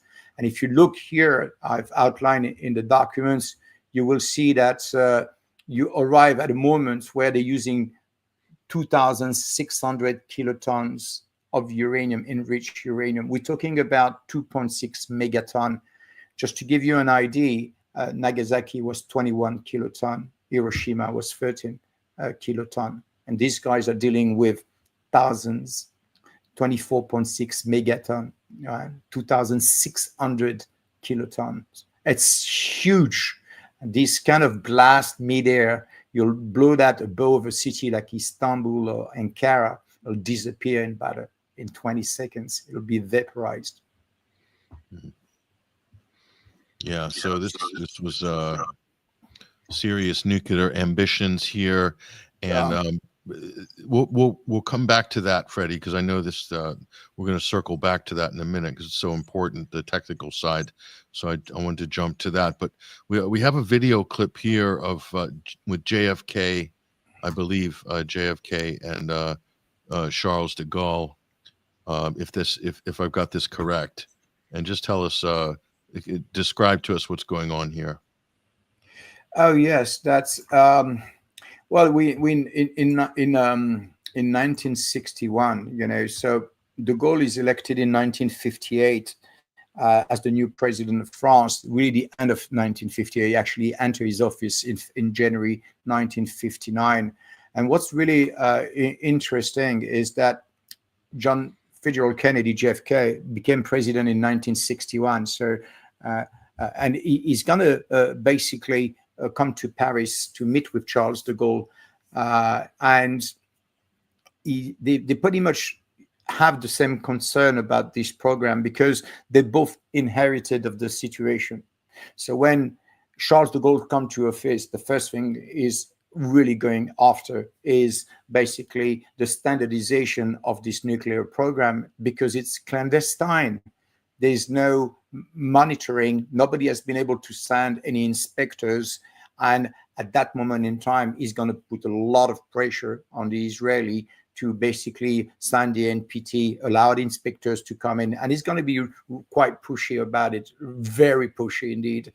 And JFK is exactly exercising the same pressure on his side. So both are very much aligned. And during this visit, a lot of the talk, obviously, will address the nuclear problem with Israel. So not televised, of course, but we know that from inside knowledge and expertise and journalists, eventually we know that the demona was a part of the conversations that JFK and Charles de Gaulle had in 1961. Funny enough, at that moment in time, if you look at the date, we know that I think JFK is assassinated on November the 22nd, 1963. But Charles de Gaulle is going to be falling victim of many assassination attempts. And that's going to be very interesting because I think it's just a month and a half or 3 months after the visit. No, 3 months, a month and a half after JFK visit, Charles de Gaulle is going to be basically having and experiencing his first assassination attempt. They're basically going to put an IED. He's going through a village there, and they're going to put a bomb on the road to explode his car. Nobody's going to get hurt because somehow the fuse were humid and it didn't really provide the explosion that they had planned. But if he had gone through, I think Charles de Gaulle will have died on that day. So he was very, very lucky. What's very interesting in this story, Patrick, is that we have basically the reports. People got arrested, and eventually some people are sentenced. But what's interesting is the person that's going to be arrested for that, the leader, the person, the brain behind the outfit, is a leader from the OAS, the secret army organizations which operate in Algeria. Right, against the resistance movement known as the FLN. But what is never been told, and not really told at all, is that the Mossad works with OAS. Now, actually, a document, you can see it, I put it there. It was a Courrier d'Algérie. They actually reported on it, and they say, what are we talking about? The Mossad has been working with the OAS for a very long time. So it is not a stretch of the truth, or not really going too far of making an assumption that the OAS and the people behind multiple, and we're talking about only one here, there's two major ones, but there's been many attempts on the life of Charles de Gaulle. And the OAS leader was actually shot. He was sentenced to death. And so like far right type group, which Israel likes working with those types. Obviously, any extremists, just like the U.S. government, the Israelis work with extremists, and so that's a very interesting. I've not seen anybody make this connection before, Fred, and it raises a lot of red flags. So there are a couple of assassination attempts on the life of Charles de Gaulle. This is just one of them here. It's the headline, the Citroën, the car here, this diplomatic, famous black Citroën car that saved the president's life. Coincidentally, the exact same car, I don't know if it's the same one, but the Iranian Supreme Leader's official car is exactly that. Slightly later model, same car. Must be a very dependable diplomatic vehicle, Freddie. Very comfortable. It's a DS. We call it a DS. And the DS are just absolutely amazingly comfortable. I mean, this is just at the time. I mean, of course, what you're looking at. There he is. There he is riding in it. Charles de Gaulle, President de Gaulle. Yeah. He was very lucky. I mean, he literally. I mean, if these guys knew what they were doing, but clearly we can see that the US was behind it. I mean, the guys were sentenced and they killed him. They shot him dead. But what's interesting in that sense is that everybody blamed this kind of extremist group, you know, operating in Algeria, and there's of course a huge polemic about Charles de Gaulle's stance on the Algerian case, about France operations in Algeria, and this is so political, it's so sensitive. It doesn't matter where you stand, nobody's going to agree with you, you know, or very few going to agree with you. So it's an ongoing debate. It's never stopped in France. Some people think that Charles de Gaulle was a traitor. Many people saw Charles de Gaulle coming to power in France as a coup, because don't forget, he was already a president in the 1940s after the Second World War. So he came back. A lot of people accused him of being a monarch and bringing back and ruling France as a monarch because of the status and so on. So a lot of discussions, and a lot of them are valid, more or less. But you know, it's a debate. When you enter in that, you're losing focus. But as far as I'm concerned, this is past and there's nothing we can do about it. But what I can look at is that, is there any associations with Israel and these OAS terrorist organizations, or whatever you want to call it? These are guys that were working in, and they were known to be violent and extremely motivated. So them working together, and literally a month and a half after JFK visited Charles de Gaulle and they attempt to kill him, as an investigator, I will put the dot together and I will ask some serious questions. Fortunately, time has passed, so I won't be able to do that. Yeah. I mean, you have to make this connection, especially with what we know about the Israeli intelligence proximity to the assassination of JFK. That brings a whole new light onto the Charles de Gaulle story, Freddie, which I think is really important here. Well, I'm just scratching the surface, as I say. You know, we can go much deeper in that, and looking at Israeli operation in Algeria and so on. So there is not, we're not just, you know, looking at it as a small little example and nothing is there. There's a complete story to be told. We just simply don't have the luxury of the time to do that today, but there is a story that needs to be told. So this is what I say when we talk about Charles de Gaulle being almost taken out a month and a half after being JFK, knowing that the discussions around demonaz are very on everybody's lips, especially when this JFK administration is coming in. They want to put an end, they want to regulate it, they want to control it, and Israel is playing basically, I don't hear, I don't see, nothing to see here, goodbye. And the French government is embarrassed, of course, because they know the American knows of it, and Charles de Gaulle inherited of that. So it could be, I mean, I regard, I mean, just my, you know, basic understanding of French politics, I regard Charles de Gaulle as probably the father of, you know, the modern sovereigntist figure of France. So if he was talking to the US president about, so he comes into office in 59, looks at the file with Israel, and it's like, what is going on here? It must have been a shock to him. He knew. People knew in France. As an office in the French, it reminds me of the Macron government with McKinsey. You know, you got all these like foreign actors who are like deeply embedded in the government, and you're wondering, are we actually in charge here? Who's actually running it? And so he comes into power, and he's like, I can kind of see his position would be, and like you said, his position on Algeria was also very controversial. He was very much France first, I would think. So he also had good relations with the Soviet Union, wanted good relations with everybody, quite Well, frankly. a lot of things change. It is a very complex characters, and I think there's a lot of Atlantic pressures going on at the time He of the wasn't a war. NATO. He wasn't a NATO advocate. No, not at all. Not at all. That's What the big really, thing. yeah, what really created the problem is that from the very get-go, he was announcing himself as a sovereignist and respecting, of course, the right to independence, self-determination. A bit like the discussions about Palestine at the moment, but it turned and he changed his speech and he said like, well, I'm going to surrender basically the French living there, basically that been living, that has really, people were born there, that they were there for a long time, so a lot of French people were living there and were hoping that France would be there, would not let them down. And then at the end, basically, he retrieved the troops, and a lot of people got basically caught by the FLN because they only needed to settle some accounts, and that some people have never forgiven them. And that is the reason why the attempt assassination on de Gaulle is explained by, oh, this is the OAS taking revenge and that kind of things, right? I would say yes, it's plausible, it makes sense. People were convicted, so there's a lot of elements there. But is that the full story? And my view on that is no, there's more to the story. Yeah. And so that brings us here. We have this also video clip here of the Marcoule nuclear power plant. I think this is what this footage is here, Freddie, if I'm not mistaken.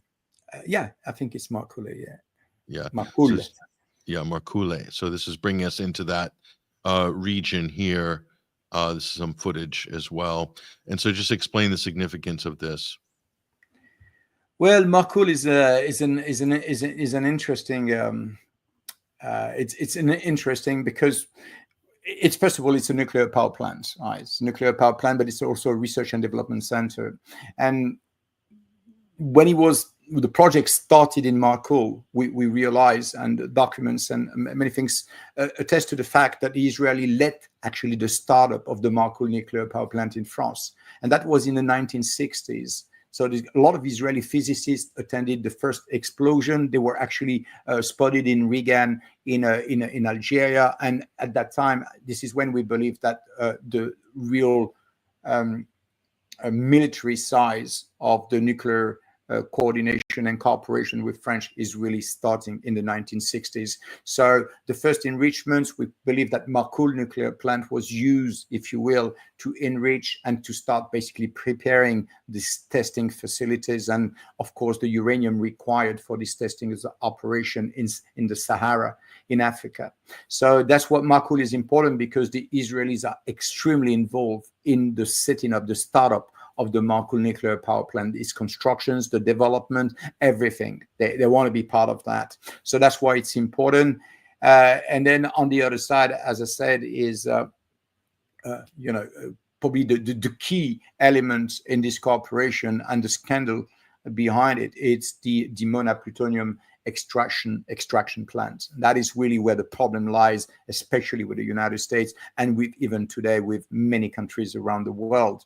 They were given this opportunity to enrich the uranium and to use basically the waste fuel, and basically to build with the right technology and expertise their own weapon. And that's why they acquired more as I say, warheads than France actually possesses, and that's just unbelievable for such a small country. So this is where for France, where the genesis of that program began, at this facility. Yes, this is this facility. So again, you're going to find a lot of the technology, a lot of things that is going to be put in place there.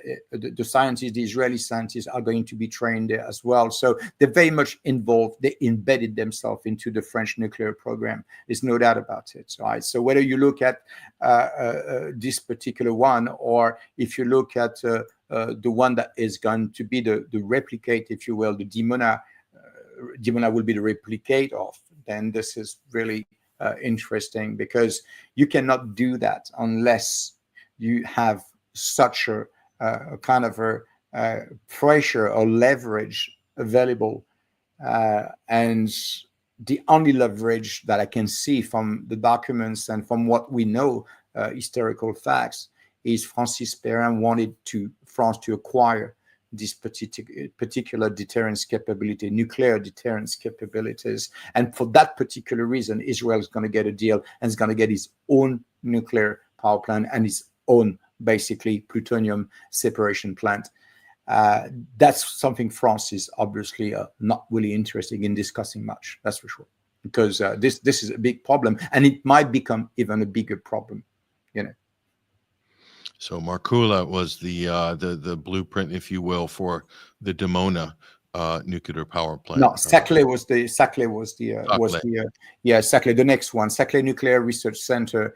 I've got a video on it if you want to put it on. It's really the major R&D center. This is where a lot of scientists from Israel will come and be trained, you know, and that is already taking place in 1958. So Saclay is the main pole, if you will, in terms of R&D and development. And then Sarkoul is more about developing, you know, a new facility. And Israel wants to be part of that. And they're going to be embedded in this. And then after that, over the years, you're going to have all these different R&D nuclear power plants that's going to mushrooms around the country in France. Amazing. And so that's the France becoming the biggest nuclear energy producer per capita in the world, the most amount of their power on the grid derived from nuclear power. 70%. By far.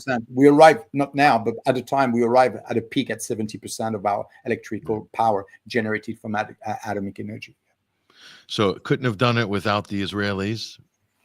Not the nuclear military program, for sure. Absolutely not, because you needed the blueprints, you needed the know-how, the expertise, and of course, a large quantity of enriched uranium. And France did not have enough to do that. It only comes later when we go to Africa and started to extract in Niger and other countries. We extract higher grade level of uranium. So there's only one country that could have provided this enriched uranium, and that's what the United States. And that's Shapiro that make that happen for Ben Gurion. And where did Israel get all that? They stole it. They stole it from the United States. Yeah. I mean, that's kind of what happened. I mean, let's just not kid ourselves here. Yeah, that's it's there. I mean, the reports, you know, if you really go into details, you can clearly see even the amount. They're pretty close. They said 237, 35. But you see, tell us what we've got here. Yeah, Freddie, what's this document that you've provided us here? This is Jack's statement, top secret, about France and Israel construction of air-cooled plutonium production reactor. Just explain this. Declassified documents, simple as that. The US was looking into that as well, and they're going to be basically exchanging certain numbers of information. And this is the JAIC statement. The JAIC statement is a very important document because it confirms unequivocally, thanks to the declassification process, that France is and was assisting Israel in the constructions of an air-cooled plutonium production reactor. When you talk about plutonium protector reactor, you talk about definitely the possibility for producing basically bioproduct. And that's what this document exactly says. And it's plutonium separation plant, which we just discussed. And where they say it is in the Negev. It is near Beersheba. France is supplying the plans, the material, the equipment, the technical assistance, and also training Israeli personnel. So everything that I just told you that, it's in this document. It's there. So we don't need to supputate, make assumption. It's all there. We believe that the French are also supplying the reactor fuel element. And that's when you're talking about weaponizations of a nuclear facilities. This is when you turn basically your waste fuel into basically a warheads, and you cannot do that. Otherwise, you got to send it back for chemical disposal. You need to dispose of, chemically speaking. That means this product should have been sent back to France, right? And the natural uranium full graphite moderated reactor is believed to have a power of about 200 megawatt. That's massive. Okay, site preparation began in 1958. Okay, Guy Mollet, Perrin, Abel Thomas, all these people are part of that, and they're going to facilitate that. But again, the construction is 1959, so the document is telling you this is when we started to build the whole thing, right? And the reactor is expected to be in operation by mid-1961. What do we have in 1960? The first test in the Sahara Desert. 1961, they moved to Polynesia. This is where they're going to use the big guns. They're going to use the balloon. I have pictures of the balloons if you want to show them. And it's very interesting because that's help people understand the entire operation that is required in that. And at this stage, as I said, there's so much evidence of not only this cooperation, it's been acknowledged in France officially, it's been acknowledged by Israel alpha way, at least for the nuclear power plants for civilian purposes, but Israel will never confess, because the moment they say officially that they have the nuclear power plants and they are producing warheads and they have warheads, the Security Council has to act, and it's got to force Israel to open its gates, because this is illegal to have this kind of capabilities and operations going on without monitoring. That's why at the moment this has been used by the Trump administrations to go after Iran, and Israel is pushing that trigger, nuclear. That's why you need to go there. They have nuclear power. But what about Israel? What about nuclears? All right, just because they say no, it's not there. No, I just told you it's there. It's 100% there. Yeah. Again, bringing it to the present, the issue is so relevant for today. And I just brought the list of nuclear tests here, and as you said, the dates, Freddie, are very important when you get into 1960 and 61, and this is coinciding with the completion of these projects, and you can see the whole program is coming together, and the clandestine nuclear weapons program is now beginning to come online, isn't it?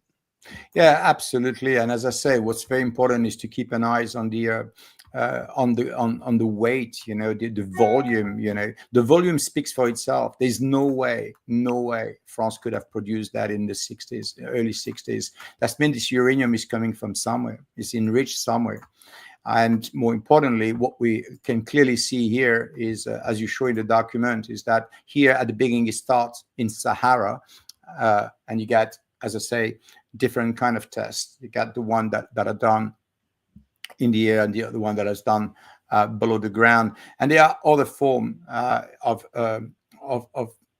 nuclear tests. For example, in the French Polynesia, they're going to conduct tests in the Murura Lagoon, and these tests basically are about putting this high intensity charges of TNT, enriched, of course, and what it does, it basically creates tsunamis, and that is part of what people sometimes refer as the tactical nuclear. It's not tactical at all. All it does, it allows someone that possesses these nuclear weapons to basically detonate it off the coast of an areas to take out a coastal city. If you want to take, for example, San Diego or those places, where the Americans have this huge Navy and naval base, that's where they'll go, because it's coastal, and they could create a enemy that'll just take everything out. So that's really, again, this kind of program that are extremely dangerous. The capabilities are enormous, and it is what it is. But again, the thing to remember here is there is no nuclear military program without testing, period.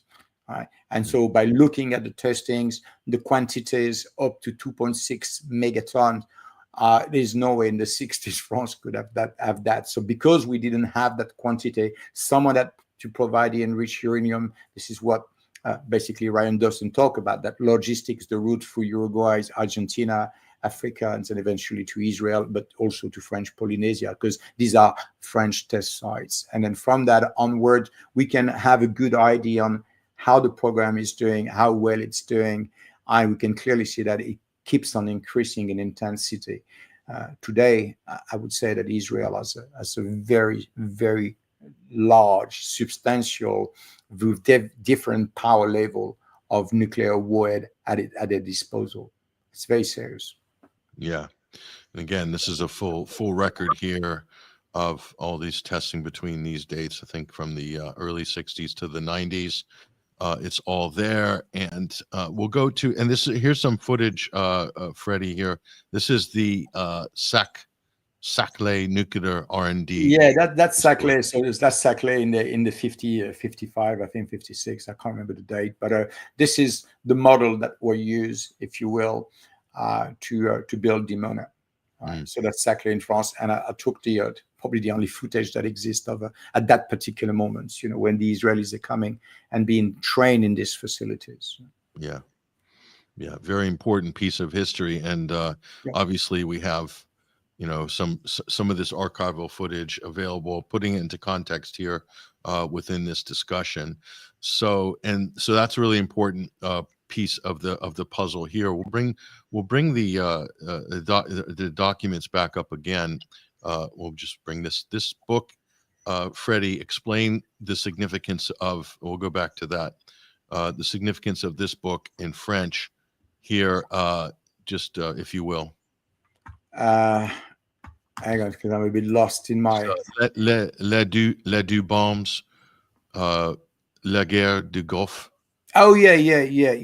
That's a book from Pierre Péan, right? It's a very good French journalist and a writer. And in 1991, he had this book called The Two Bombs, Les Deux Bombes. You can find all the original documents which identify the companies that are involved in the building of the Dimona nuclear plant. So it's quite interesting because we're always talking about France. France was in a cooperation with Israel, but who built it? And that book provides the answers. So we get the list of companies like Saint-Gobain, Quartz, Silice, SIECC, Compagnie des Produits Chimiques de Raffinerie, and so on and so on. And it's all documented. It's unbelievable because it provides you with the dates, the names of those. It also even provides you of the shareholders of the operation. So you have the name, the people that are brought in. Most of them are nuclear scientists or people that have been into the defense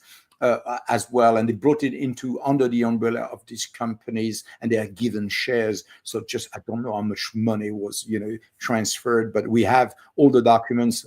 You know, someone a bit more better than me in financials will very quickly understand the volume of what we're talking about here. And then, of course, as I mentioned earlier, Numinco in the United States in partnership with NUMEC as well. And this is just the surface. There's far more companies, obviously.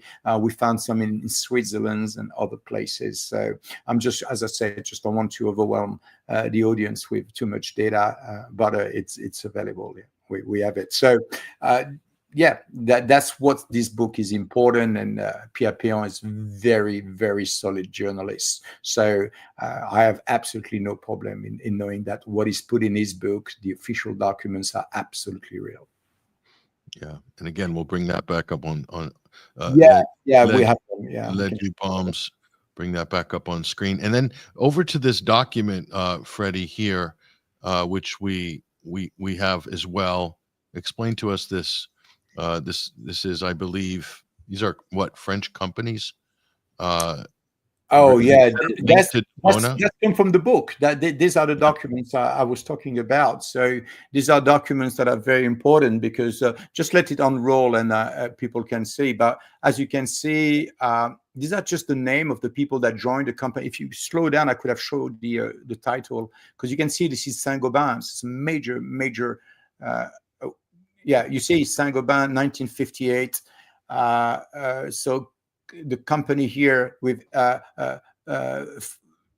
create another company is called SIECC, Société Écran, which is a screen, a front of the house. They're telling you it's a screen company to protect her from basically anyone that would want to see it, because all records in France are public. But if you're going to work on a classified project like Dimona, you don't want any public to have access to this document. And that's exactly what this document is saying. On the 23rd of April, 1958, a retired man from the company of Saint-Gobain is actually founding a company, the SIECC. Okay, it is a screen company to protect any indiscreet, basically, visitors or, look, so nobody can look into it. Yeah, you can unroll now. Yeah, we'll go through there. Yeah, Yeah, you're going to see one at the end of the document is absolutely mind-boggling. In my view, this is just it's telling you exactly what happened. Yeah. So again, secret shell companies, basically a corporate Russian doll sort of structure, companies within companies, all Yeah. keeping this out of the public view, totally Yeah, clandestine. yeah, completely clandestine. But now this document is giving us the names, the people that were involved. Saint-Gobain was a major player, of course, in the constructions of Dimona. As I say, some people say up to 2,500 engineers and scientists were dispatched there for a period of 18 months, and they were building a 24 megawatt nuclear power plant. This is huge, man. This is for Israel. I mean, it's just massive. I want to see you see Société Quartz. Stop here. You see Compagnie Saint-Gobain, Société Quartz, and Silice, Société Anonyme. So you can see 5 million at the time in the 50s. This is a huge amount of money that is invested into that. Where this money come from, how it was moved in, who's coin on that. That's for financial forensic expert to do that. But at least we have the document, we have the name, we know it existed, and that's the whole point. It's too late. 70 years, it's too late. No one is going to go back and study that. But at least when people in the United States, when some alternative journalists are saying that, Israel is involved and it might be involved with the JFK, no, it's just not. Nobody will kill JFK just because of Dimona, Well, I'm telling you, these people are absolutely deluded, because this was a very, very, very high-level project, highly classified in France. Still today, people hesitate to talk about it publicly. This is not a small thing, and the involvement in France is really, really quite substantial, all right? And they're not proud of it, I can tell you that. But it got us the nuclear bomb, job done. The Israeli get their things. What they do, that it doesn't matter. It's out there in the Middle East. But we got our nuclear deterrence. The last document here is very important because oh, sorry, you took it out. Oh, we'll go back. Yeah, so we can go back. Yeah. Okay. 1 second. Yeah, we'll go back if we can to the previous document here. We'll bring that back up. 1 second. I think it's one of the last documents. Yeah, the last document of that on this carousel, right? Yeah. I don't see the top. Yeah. Oh, hang on. Sorry, guys, it's going too fast for me. OK. So, 2 décisions prises, président du Conseil Bourges-Nory, monsieur, intervention publique, 3e partie, acte éducatif et culturel, décret d'arrêt circulaire. Non, c'est pas celui-là. It's the next one, I think. This is really a document that tell you, and it actually tells you, there you go, you got it here. La SIECC, which we saw was set up by someone brought in Saint-Gobain, was liquidated, okay? It was dissolved 10 years after the achievement of the Dimona factory. They call it the factory because the French government has always, for years, said that it was a textile factory. It was not a nuclear plant. People got it wrong, but it's just simply not true. And all the companies involved in that are based and are nuclear power related companies and technology. So the myth is no longer valid. We cannot call it any longer a myth. Right? We French know, we have the document, many journalists, experts, probably better expert than I am in the nuclear field, know what happened. And we know that this was major, it was clandestine in nature. And today, after the last administration with the Kennedys, after both John and Robert were taken out, sadly so, there's not been any kind of hurdle for the Israeli administration, Lyndon Johnson and so on. I mean, all the Bush and no one has ever asked Israel to explain anything about anything.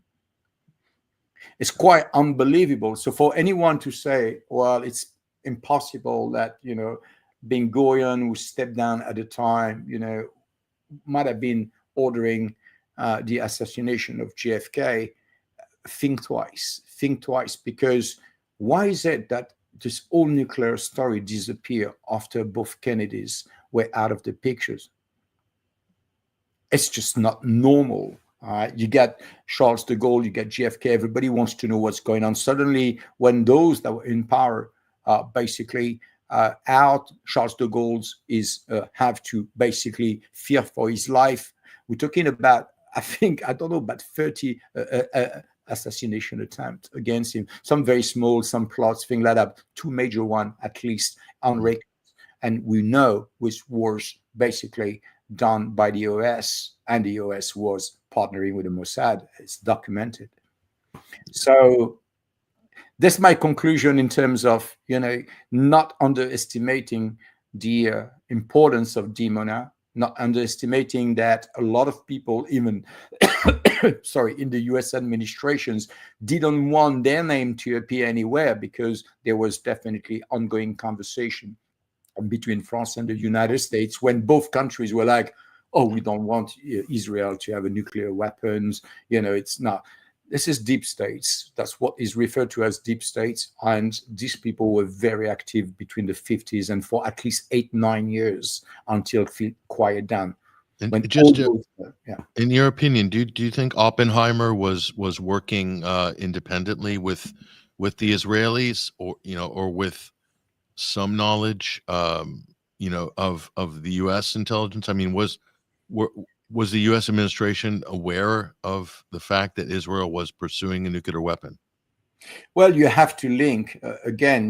This is not just this work in tandem. On one side, you have the Sayanim, the people that are embedded. A lot of people say it doesn't exist. Well, of course it exists. I heard it from Jewish people myself telling me that it exists. So don't tell me that it doesn't exist.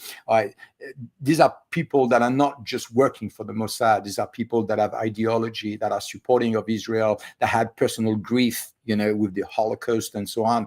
These are not bad people. It's just people that say, you know what? I'm American. I live here. I make my living there. But if I can help Israel, if I'm in a position to do that, I'm going to do it. And I'm gladly going to do it. And that's the case of Oppenheimer. He's never hided his frustrations over the Holocaust and all the family stories and so on. And of course, his relationship with Ben-Gurion, it's why Ben-Gurion is sitting down with Oppenheimer. And then that's the one side of it. And then the second side of it is what is the network in place, the money. Money runs the world. So if you have enough money, which the Jewish people have, I mean, they're well known for it, they are capable of injecting huge amount of money. When people talk about the donor class in the United States, they always refer to as AIPAC. AIPAC was 374 employees, if I remember well, in Washington, D.C., in a very nice building. That's not what the donor class is. The donor class is hundreds of thousands of companies that are injecting money, to make sure that their candidate is going to be elected. And the policy number one, whether it's going to be the Democrats or the Republican, is that Israeli foreign policy needs to be aligned with Israel interests. It has always been about Israel first. Whether you like it or not, that is the truth. Yeah. And then, obviously we showed you the list of test sites here. We'll bring that back up on stage. There's Oppenheimer again with Ben-Gurion there in the late 50s. And then here's the test. And then that leads us to, we'll bring the map up as well of where the tests took place, so people can see the locations, which is here. So just explain to us how to navigate. Sorry, we'll bring that back up in a minute. Explain to us how to navigate this particular map, Freddie. Well, these are just, as the map said, it's basically the principal sites and test sites where nuclear tests have been conducted since 1945. Mm-hmm. That's the map. So we have the United States, the Soviet Union, France. We know where the UK, Great Britain is conducting, China, India, Pakistan, and so on. So it's a very interesting map, because as far as we are concerned, and I'm going to open it on my side so I can see a bit better, because it's a bit small for me. Just bear with me 1 second, Patrick, if you don't mind. Sure.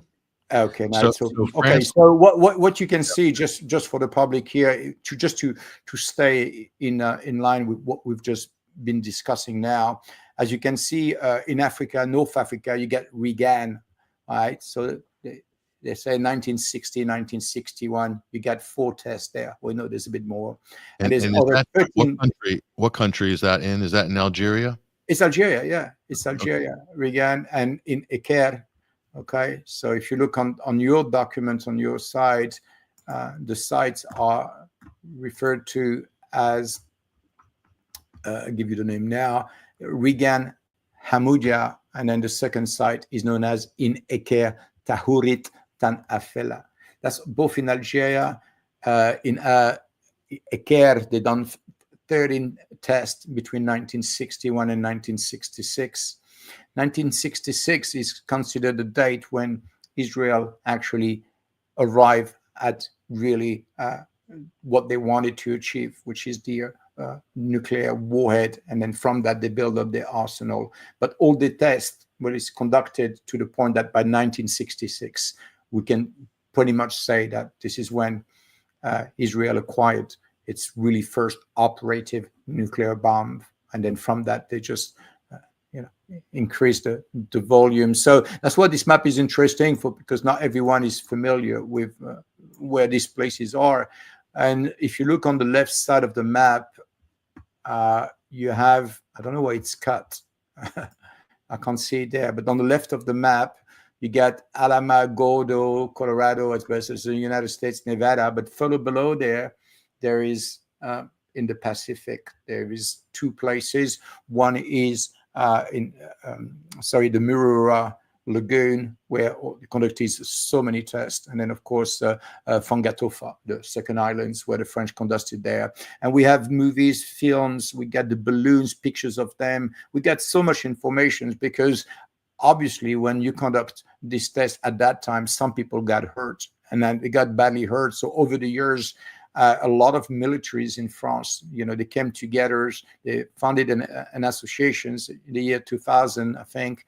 It's called AVEN, and this association is about veterans going after the French government and saying, look, we had no protections because we have films, we can see exactly what they were wearing in this test, and these tests are absolutely unbelievable. They are shocking to watch, and we have good footage of that. And you can see the protections they have. They have none. Some of them, they're launched from barges, with balloons. And you can see these guys with shorts and T-shirts, literally participating in a nuclear test, mid-air, 600, 900 meters, thinking that they're safe. Well, they were not safe. And these guys over the years have developed really heavy cancers. Many of them died, and a lot of thyroid issues, this association is very important to, at least to give these guys justice, because they advanced the nuclear program for France, but they also advanced the nuclear program for Israel and South Africa during the apartheid era. It's not the case anymore, of course. Yeah, and that brings us to this character here, Mordecai Vanunu, kidnapped in London, smuggled out of the country, wakes up in Israel, and imprisoned more or less for life, still under house arrest, if I'm not mistaken. So tell us his story. Yeah, Vanunu, it's an interesting, his name is Mordechai Vanunu. He's actually from Morocco originally. He was born in Morocco, in Marrakesh. Mizrahi Jewish, yeah. Yeah, Mizrahi Jewish. So he's born in 1954 in Marrakesh, and he's come from a very religious Jewish family, and so they're going to decide to immigrate in Israel in 1963.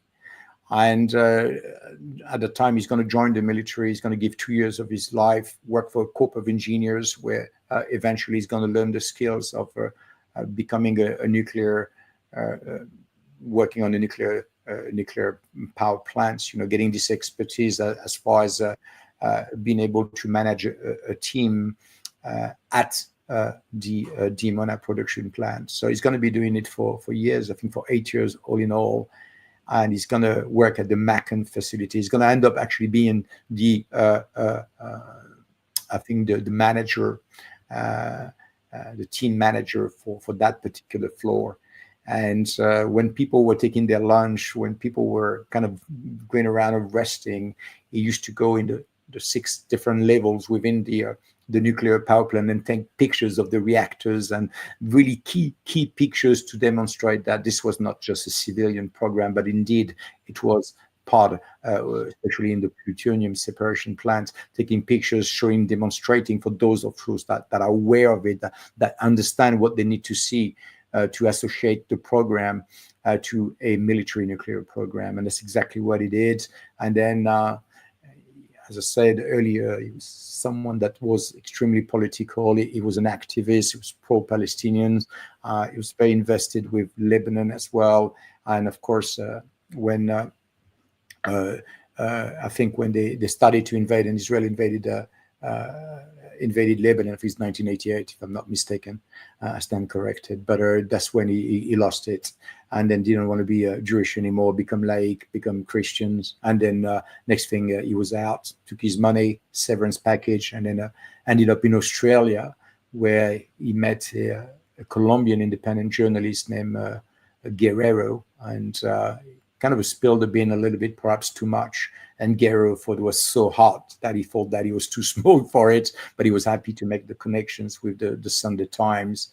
And then have Vanunu traveling to the UK to present basically his information, which obviously at the time, can you imagine, it was a bombshell. And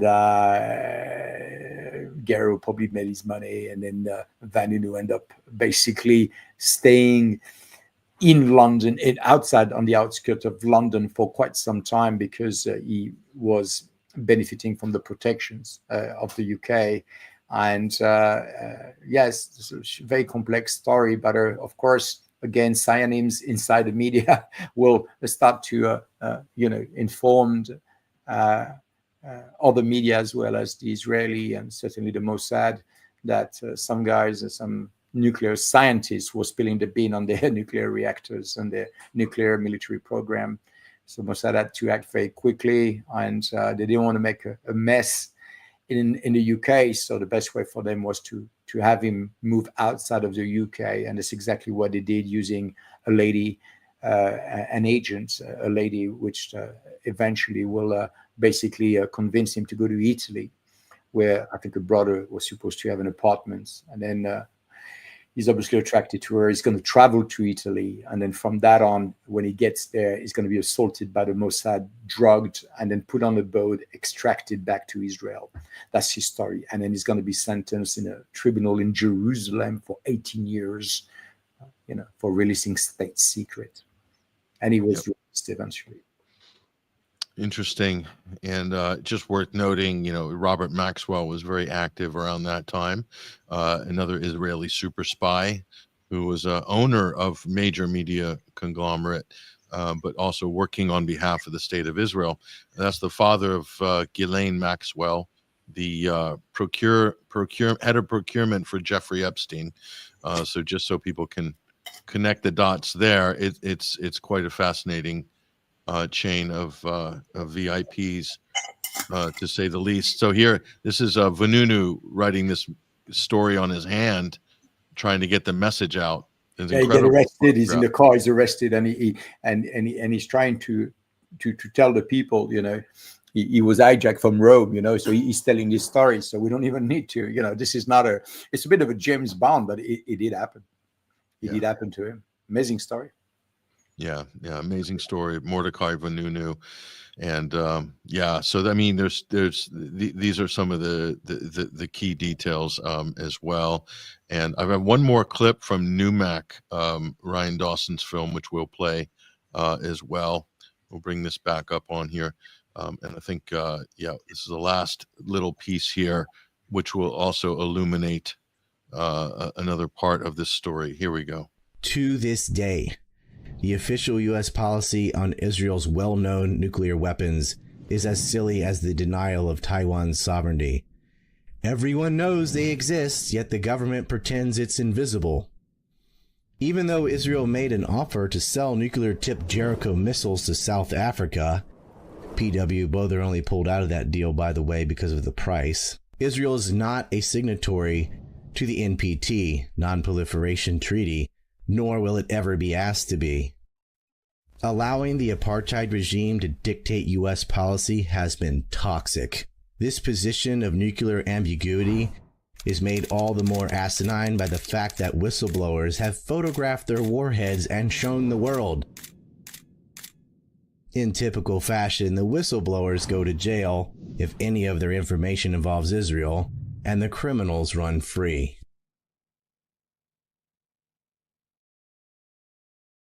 Yeah.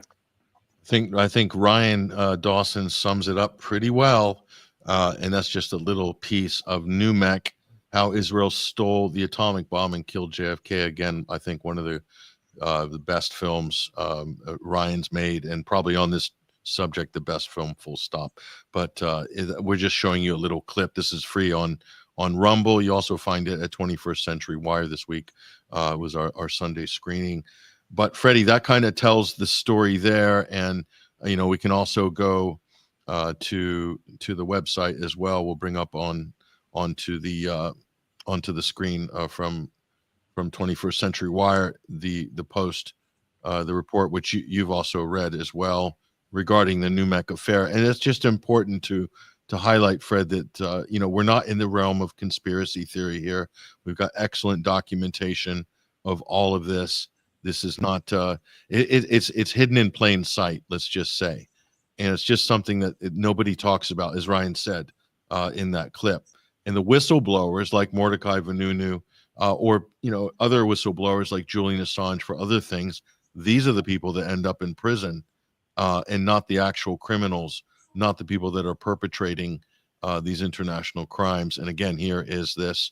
Here, I'll actually play this. This is an excellent little film clip here from independent journalist Jalissa Dugro talking about Dimona and this secret Israeli nuclear program. Here, we'll play this. It was just be for a minute or so, but this is a very informative piece here. We'll bring this up on screen and enlarge it just a little bit more so we can get a better frame. But here it is. Many analysts warn that the next nuclear conflict might ignite from the Middle East, and Israel's nuclear program, widely regarded as the world's worst-kept secret, is often at the center of these concerns. But why? For years, Israel has crafted a narrative of nuclear ambiguity, refusing to confirm nor deny its existence of its arsenal. Despite American laws barring aid to nuclear states outside of the NPT, U.S. support for Israel has not only persisted, but grown. So if Israel truly possesses nuclear weapons, how did it secure them under a veil of secrecy? Earlier this year, one of Israel's own ministers hinted that the country might resort to using its arsenal in Gaza, only for Netanyahu's office to leap into damage control. This raises the question, how did Israel's covert nuclear program unfold, and what does its existence mean for global security? Israel's nuclear program, often referred to as the world's worst-kept secret, was achieved through a calculated web of alliances, covert operations, and outright deception, enabling the state to quietly develop an arsenal while skirting international scrutiny. In 1949, France became one of the first nations to recognize Israel, legitimizing its establishment and establishing a crucial early ally. France was a key supplier of arms, enabling Israel to build its defense capabilities, and rapidly. By 1956, France joined Israel and the UK in an assault on Egypt, hoping to destabilize Arab power in the region. Following this aggression, Israel approached France for nuclear development support, framing its intentions as peaceful while concealing its long-term military ambitions. And at this point, France had not even yet developed nuclear weapons themselves, but Israel's Prime Minister, David Ben-Gurion, had long pursued this capability. With U.S. policy strongly against nuclear proliferation, including Eisenhower's 1953 Atoms for Peace initiative, Israel knew Washington would not support any nuclear weaponization. So, rejected by the U.S., Israel turned to France, where Shimon Peres secured a deal for technical assistance and equipment to build a nuclear reactor in Dimona, capable of 40 megawatts. The agreement specified that France would reclaim radioactive materials after the project's completion to prevent weaponization, but this agreement did not follow as planned. In 1957, construction on Dimona began under strict secrecy. Only France was aware of the project's full nature, and the U.S. was intentionally kept out of the loop.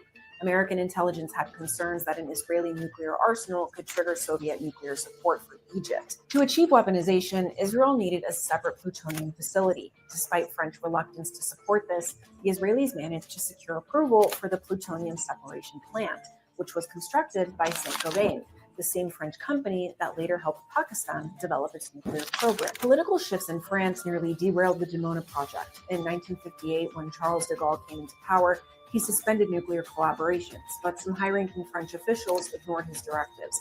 French Energy Minister Jacques Sestel, among others, kept the project moving forward against official orders. And despite pressure from the US to curtail nuclear proliferation, these officials continued backing Israel's progress, driven by both political and ideological motives. When France's Prime Minister, Michel Debré, reinforced the suspension, Israel maneuvered around it by sending Shimon Peres to obtain a forged signature that predated the government collapse. By 1960, as France prepared for its own nuclear tests and sought US support, de Gaulle imposed new conditions on Israel, demanding transparency and international inspection of Dimona. This was unacceptable to Israel, which was committed to maintaining secrecy. Ben-Gurion even attempted to appease de Gaulle, suggesting Israel would only weaponize with French permission, a proposal de Gaulle saw right through. In August of 1960, the US gathered aerial intelligence confirming Dimona's true nature, which nearly led France to cut ties. Israel countered with blackmail, threatening to expose French companies involved in the project to Arab nations. This pressure worked, and France relented, allowing private contractors to finish Dimona without inspection. In December of 1960, aware that the US had proof of Dimona's purpose, Ben-Gurion publicly declared the reactor was strictly for peaceful purposes. The US opted to ignore this, unwilling to jeopardize its growing strategic alliance with Israel. By the early 1960s, Israel had completed the Dimona reactor and gained entry into the nuclear club without formal recognition. By maintaining a policy of nuclear ambiguity, Israel has been able to secure US aid indefinitely, skirting American laws that prohibit aid to nuclear states and benefiting from US support as a covert nuclear power. The secrecy surrounding Israel's nuclear program raises an unsettling possibility: the Samson option, a rumored last resort strategy to unleash devastation should Israel ever feel threatened with annihilation. Israel's track record suggests a readiness to take drastic measures under pressure, and the pursuit of nuclear capabilities has shown that it will go to any length to protect its interests. With the truth of its nuclear arsenal hidden yet palpable, we're left questioning just how close this covert power might bring the region and the world to a nuclear flashpoint. So Fred, that's it's a bit longer, that video, but I think it's a good summary of a lot of what we talked about, and just kind of putting it in perspective. Again, that's up at 21stcenturywire.com, and that's embedded in this here, the National Security Archive, the NUMEC affair, and Israel's nuclear weapons program, covert nuclear weapons program. And I'll even go further. I'm calling it the nuclear blackmail program, because I believe that Israel, by keeping their policy of nuclear ambiguity, they've been able to blackmail the United States and to blackmail Europe, and basically to blackmail all their quote allies. And this is one of the big problems: is there's no transparency. They're outside of international law. They're outside of international norms. They're outside of non-proliferation treaties. They're outside of regulatory bodies. So they can do whatever they want, whenever they want, and there's nobody holding them to account. And so this is incentivizing very bad behavior by this rogue state. And I think this is one of the biggest fundamental problems with the region and also the world, and also the U.S. support for the state of Israel. And again, you just have to read this document. You have to read, this is in the National Security Archive in the United States. This is Israel's clandestine program, where they stole enriched uranium from the United States. They ran spy networks inside the U.S., highly illegal, very dangerous, and has effectively, through this program, Freddie, it's given them license to destabilize the Middle East and cause untold death and destruction. What we have seen in the last 18 months is unprecedented in modern times. And it's because of things like this that Israel believes and acts as if it's above the law, that it's above international norms, that it doesn't have to abide by any international law, treaties, conventions, whatever. They're everything. They're exempt from everything. Yeah, and it's just it's such a destabilizing factor. And I think France's role in this is just something beyond criminal, of course. But France has been able to kind of skirt along in the margins of this story. You know, they really escaped any real accountability on this. That, to me, is one of the incredible parts of this scandal, Fred, that you've done so well to give us the details of here. But this is basically, it's the nuclear quid pro quo. France and Israel work together. France could not have the bomb without Israel. Israel could not have the bomb without France. It was an absolute partnership. Both of them became nuclear powers, one declared, one undeclared, through an absolute intent, intimate partnership. And we'll go for your final summary. I mean, is that the main takeaway, Fred? And just put this finally into historical perspective. Well, the takeaway for me, Patrick, in this particular case and this presentation is the fact that my country has facilitated the development of an illegal nuclear power facilities, which clearly, as we demonstrated today, has the capacity to project nuclear deterrence capabilities and owns quite a substantial amount of nuclear warheads. And in the current climates, despite the fact that you're Israeli or you're Palestinian, my message is very clear. It doesn't matter if you're Israeli or Palestinian, because if that thing goes off there, it does not make any difference, because nuclear radioactivities and all the fallout of an explosions, it's not going to be looking at whether you have an Israeli passport or a Palestinian one. They don't care. Israel will be, and Palestine will be, absolutely a scorched earth for a very long period of time. So the reason why we do these presentations late at night, I mean, at least for me in France, and what we're trying to raise this topic is simply for people to really awaken to the risk of these operations and how much, despite all the time that has been spent, 17 years is a long time, and yet we are still inherited of this program.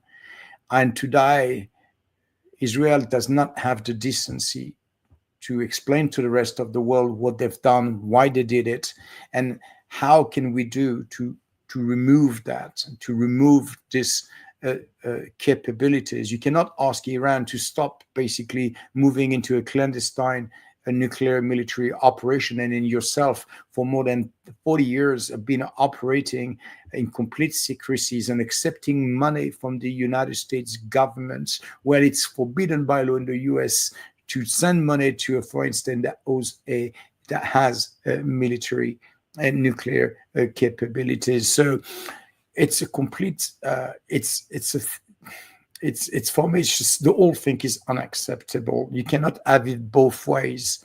And unfortunately, Israel has been getting away with it, and nobody at the UN Security Council is addressing these issues. It's like almost they're waiting for something to go really wrong. And they'll say, well, Israel has always denied it, so we were not sure. Well, today, I think, and many other people like Ryan and many other good journalists out there have exposed this scandalous operation. And there is no more reason or excuse to say, I didn't know. Because if some guys like me in a small village in south of France can find out, I can only imagine what the United Nations and his apparatus and his partners can find out, same as NATO and so on. So there's no excuse for not knowing, all right? The only things now we're trying to establish, as I said, is whether there was a connection between the Dimona nuclear program, Israeli nuclear program, and the assassination of JFK. Everybody have his own idea. My view on it is that 100% JFK. It was not only because of Dimona, but certainly Dimona played an important role in the decisions to take it out. And when you understand the network, like Ryan Dobson has demonstrated, it's almost impossible to ignore it. Right? And that's my view on it. And I think the world will be a far more different place if someone like JFK would have been alive and put the United States in the right track. After the Kennedys, this country has gone from bad to worse. It's not the America that I knew when I was young, and I feel so sorry for the American, because country has lost its way, and you've lost your country because you have foreign powers interfering within the inside. And when you serve the United States in the military or in any capacities, you swear to uphold the constitutions and to defend the countries against the enemy from outside and inside your country. And same goes for my guys and my people in France. That's our oath. Right? And unless we're going to clean up, well, we're going to have the same mess we have had for the past 30 years. Thank you for having me, Patrick. Yeah, no, thank you, Freddie. I appreciate it. And again, this is a very deep topic, and we've given a we've given a cursory summary. I think a very good timeline of identifying the key people, the key dates, and putting that story together, and those key takeaways. And like I said, when we were reviewing the notes, Fred, before the show, I had no idea that I had no idea how France got its nuclear weapons, because the UN Security Council is comprised of it's the nuclear club, which France has a seat on, with veto power and everything that goes along with the Russians, the Chinese, the Americans, and the British. How did they get it? And I didn't know the story. And this really changes a lot when you think about it. So France has played, quite a blinder here with Israel to get a seat on that. So they owe Israel, don't they? The country, you could say the Israeli mafia owns France, and this is one of the key pillars of that coercion, if you will, the hook into France. It's with this nuclear program, undoubtedly, Freddie. Yes, absolutely. I mean, you're going to be in France. We are censored. You cannot, pronounce the word Jewish or, without someone coming and knocking at your door. Really, so it's become really bad, and they've been extremely good at controlling the mainstream media, the narrative, and more importantly, controlling the entire European operations. It goes far beyond France. This web, this network of people that works, for the interest of another nation but theirs is just simply unacceptable. And unless we're going to really accept the fact that this is happening, and we need to put a system in place which are going to forbid people with dual nationality to have executive powers in our countries, or at least a large amount of powers in our countries and in the European supranational organizations, whether it's NATO or whether it's the European Commissions. We need to get rid of those that have a double agenda, period. I'm not for EU, I'm not for NATO. I think these organizations are criminal in nature. They're just there whether to steal people or to conquest or to expand the interest of a foreign nation in Europe. I have no interest of that. I'm not interested in serving the United States interest in Europe, nor the Israeli interest in Europe. It's not what I'm a citizen from. I'm here to take care of my family, take care and learn as much as I can about my cultures and other cultures around the world. And history helped in that process of learning. And that is the reason why I went back today to the 1950s and say, hey, why don't we talk about that? Because if we want to understand what's going to happen or what it's about to happen, the hell that is about to be unleashed in the Middle East, we need at least to get the truth and the bottom line and understand who played what, who did what, and how much, we are responsible for keeping this silence.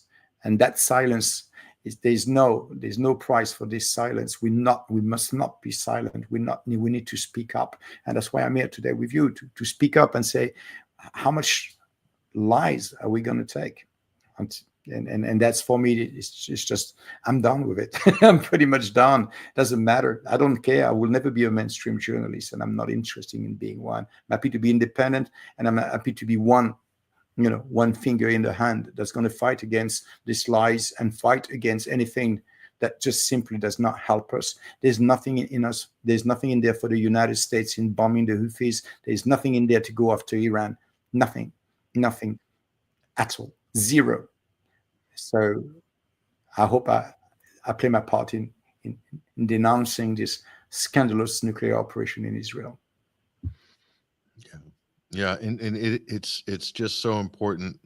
And you summed that up beautifully, Freddie. But it's so important that people understand that the whole basis of the current U.S. aggressive position, an Israeli aggressive position, bombing Yemen just this past week, and then of threatening to attack Iran because of Iran's nuclear weapons program, which the U.S. has no evidence that there is a nuclear weapons program. It's the Iraq WMD canard all over again. That's what we're stuck with. And so there's no evidence of a nuclear weapons program, no WMDs, yet we're threatening to attack, probably not invade, but attack with Israel, or allow Israel to attack Iran, and then the U.S. is backing them up, basically. They've already hit Yemen, and they're blaming everything Yemen does on Iran, and the reason Iran is evil is because Iran allegedly has nuclear weapons, which nobody has any evidence of. I mean, this whole thing is such a joke, Freddie. And so meanwhile, Israel, the belligerent in this story, has a nuclear weapons program, which is totally undeclared and not allowed to be inspected, totally unaccountable. And so they're allowed to threaten and blackmail everybody, Europe, the United States, the Middle East, everybody. The only countries they really can't blackmail too much are maybe Russia, perhaps China, but certainly they have an unbelievable leverage. And so what they're demanding of Iran, they can't even do themselves. And what they're accusing Iran of, they themselves are guilty of. It's just the level of deception here is so much, and that's why this story is so important, because this story is just so emblematic of the hypocrisy, so emblematic of the treachery of the French government. First of all, the Americans, with full knowledge of this, no doubt, and after the fact, not doing anything about it, even though it's against their national interest, even though Robert F. Kennedy was against it, and he paid the ultimate price.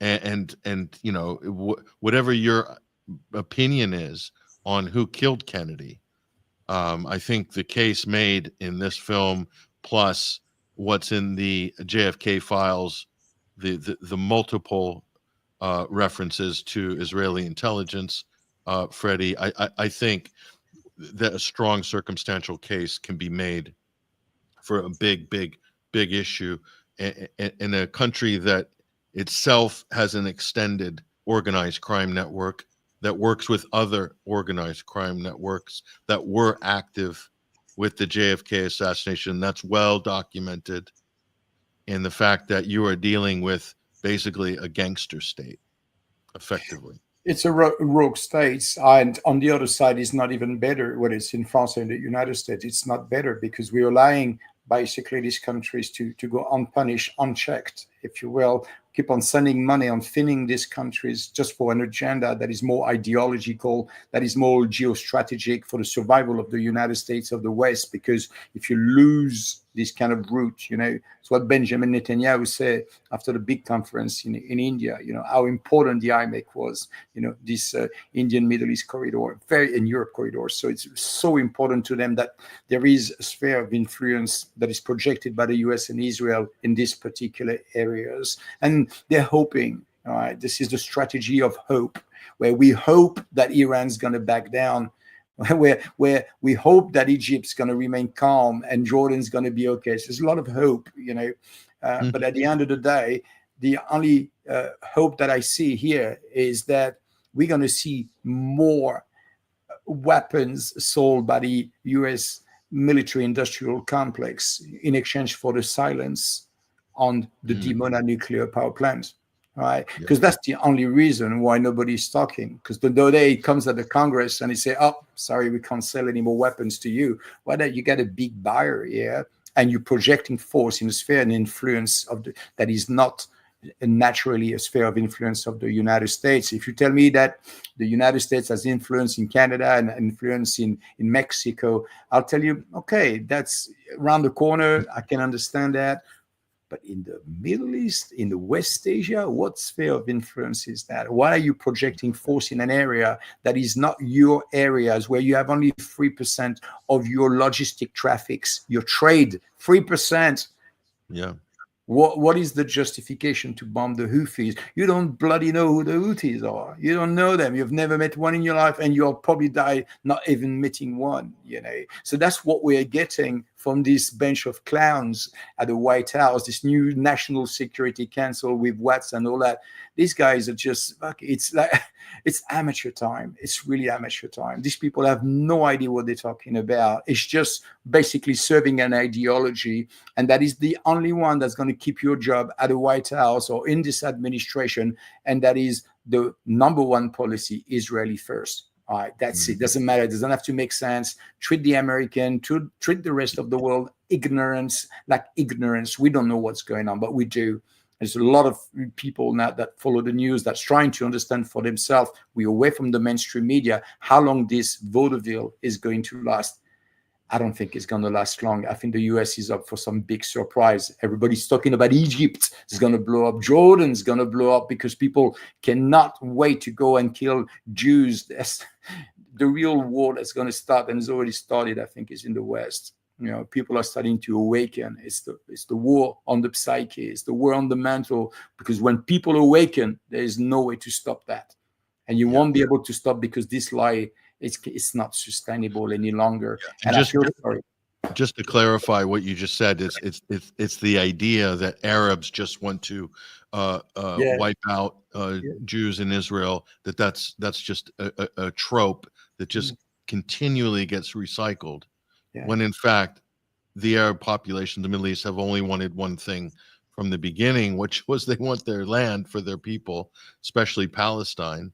But they don't want to be held to ransom by a rogue settler state with nuclear weapons right in the center of and that's been their grievance. That's their issue.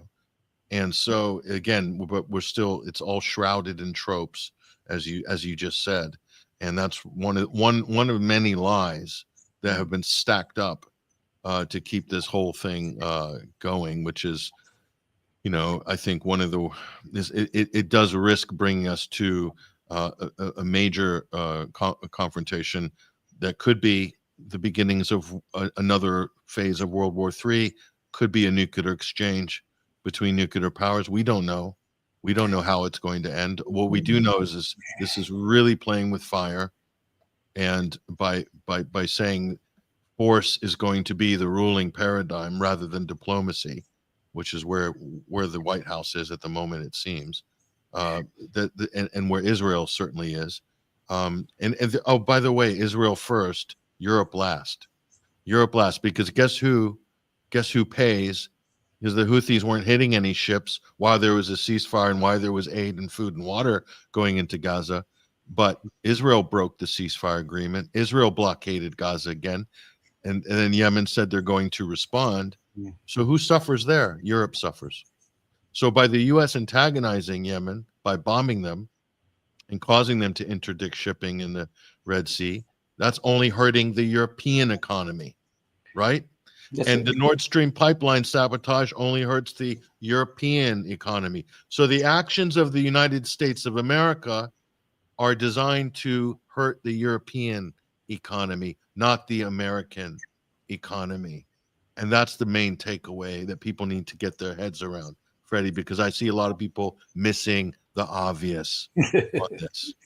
They are absolutely rubbing us blind. And this is what it's all. This is the nature of this transatlantic relationship that has been going on, that is at the very heart and foundation of Europe, that is killing us. And it's killing us because it's not in our best interest. And we tend to go along with this US policy, which seems to be dictating what's good for us and what's not. That's why I'm a sovereignist. I'm not a goalist per se, but I'm a sovereignist. And a sovereignist means that, if I make a mistake, I'll that's fine. I can live with that. I'll take it on myself. But I don't have to suffer from other people bad ideas and other people bad foreign policies and so on. I don't have to, as I say, to disengage from foreign policies or from, the banking environment, the financial environment, or the economic environment in which I want to live in. I don't have to surrender that kind of power to a supranational, unelected body, to someone like von der Leyen, which has made a career out of corruptions. Why do I have to do that? I didn't elect these people. They have nothing to do with me. I have no problem with German. Don't send women like this to us. We don't need them. We don't want them. We've expressed ourselves through referendum, made it very clear that we didn't want to be part of that bad idea that was Europe. And it has proven right. It was a bad idea. We broke. And we have now these supranational organizations going after the savings of French, telling them it's a great opportunity to invest in the defense, to support Ukraine, to help Ukraine survive. Survive what? Survive the coup in 2014? Because can we not talk anymore about the truth? Historical facts cannot be any more part of the mainstream media? And, can we not just simply tell the people this is a scam? This is a huge scam. But as soon as you say that, is whether you're anti-Semitist or whether you are a conspirationist. Or you're a Russian. You're a Russian. You're Russian and a stooge or whatever.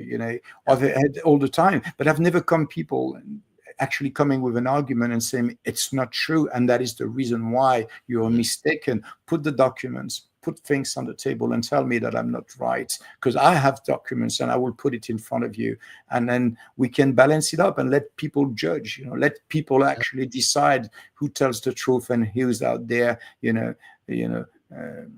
gaslighting the population. Right? I have no interest. I'm getting old, I don't care. My life, I've done it. I've enjoyed some great times in our periods in the 20th century where people were peaceful. We had great time. We had great music. We had great spirit in the world. There was hope plenty everywhere. You can find a job. You can make a living, raise your family. There was some kind of stabilities in the world. There's always problem, don't get me wrong, Patrick, but at least we were not living in fear. I just don't remember closing that door when I was growing up. My doors were open. My friends were coming. I was leaving for a day or two. My door would be open. My neighbors will watch for me. No problem. What's going on? We're living in fear in our box, trying to make a kopeck,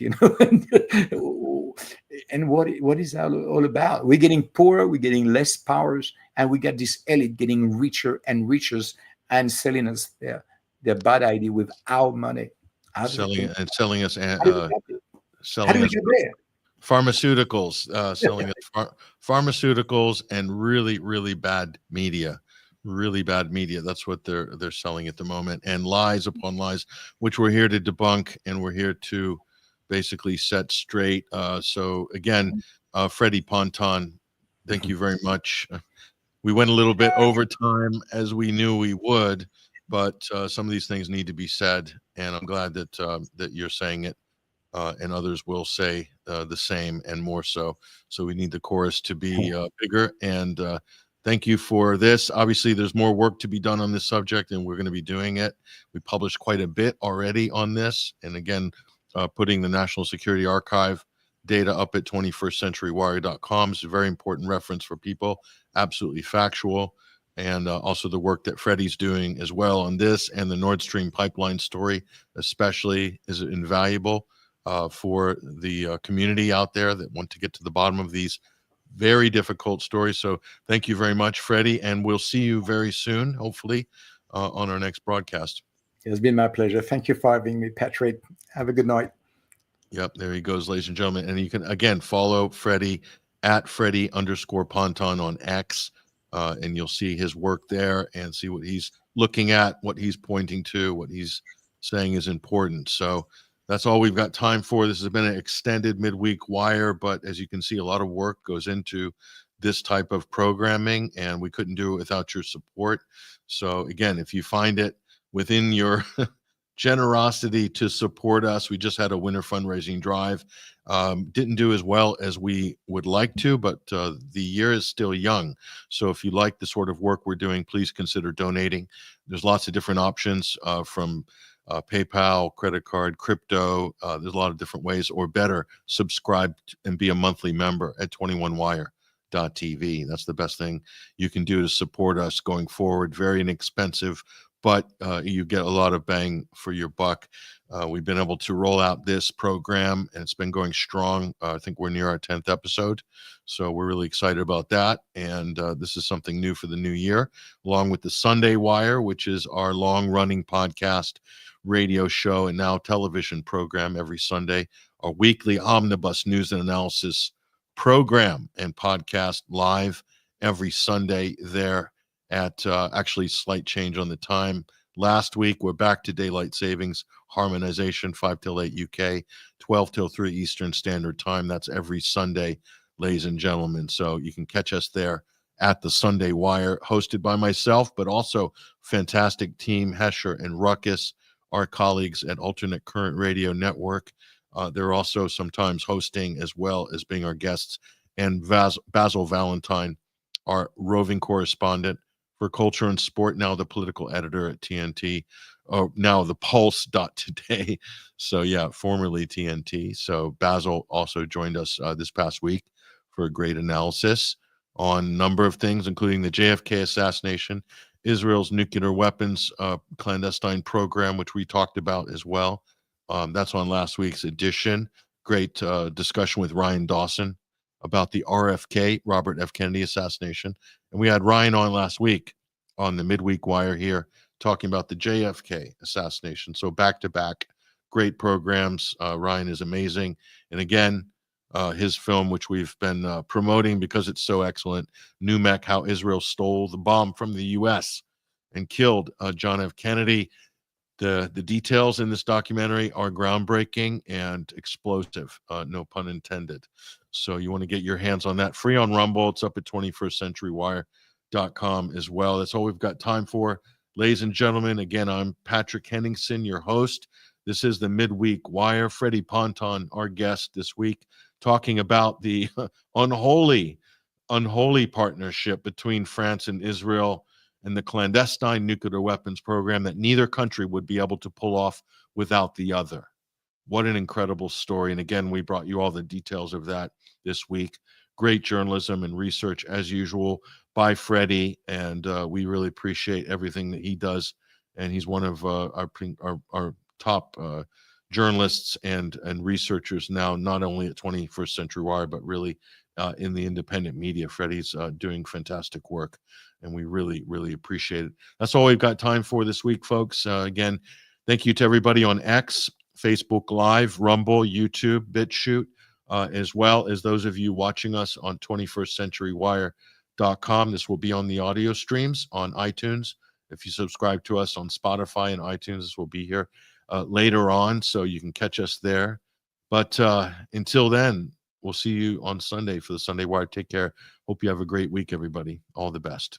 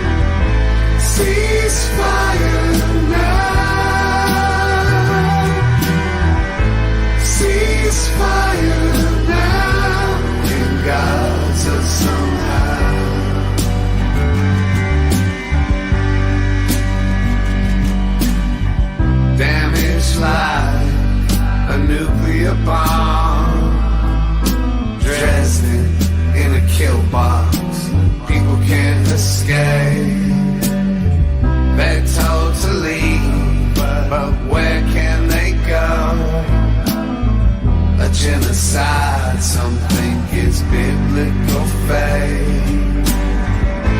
Ceasefire now.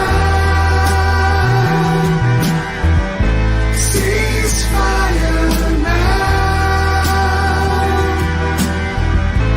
Ceasefire now. It guides us somehow.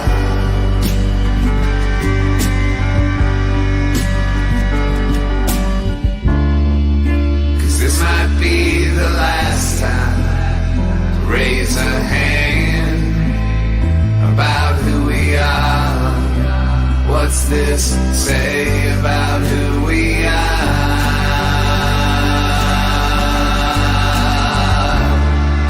'Cause this might be the last time to raise a hand about who we are. What's this say about who we are?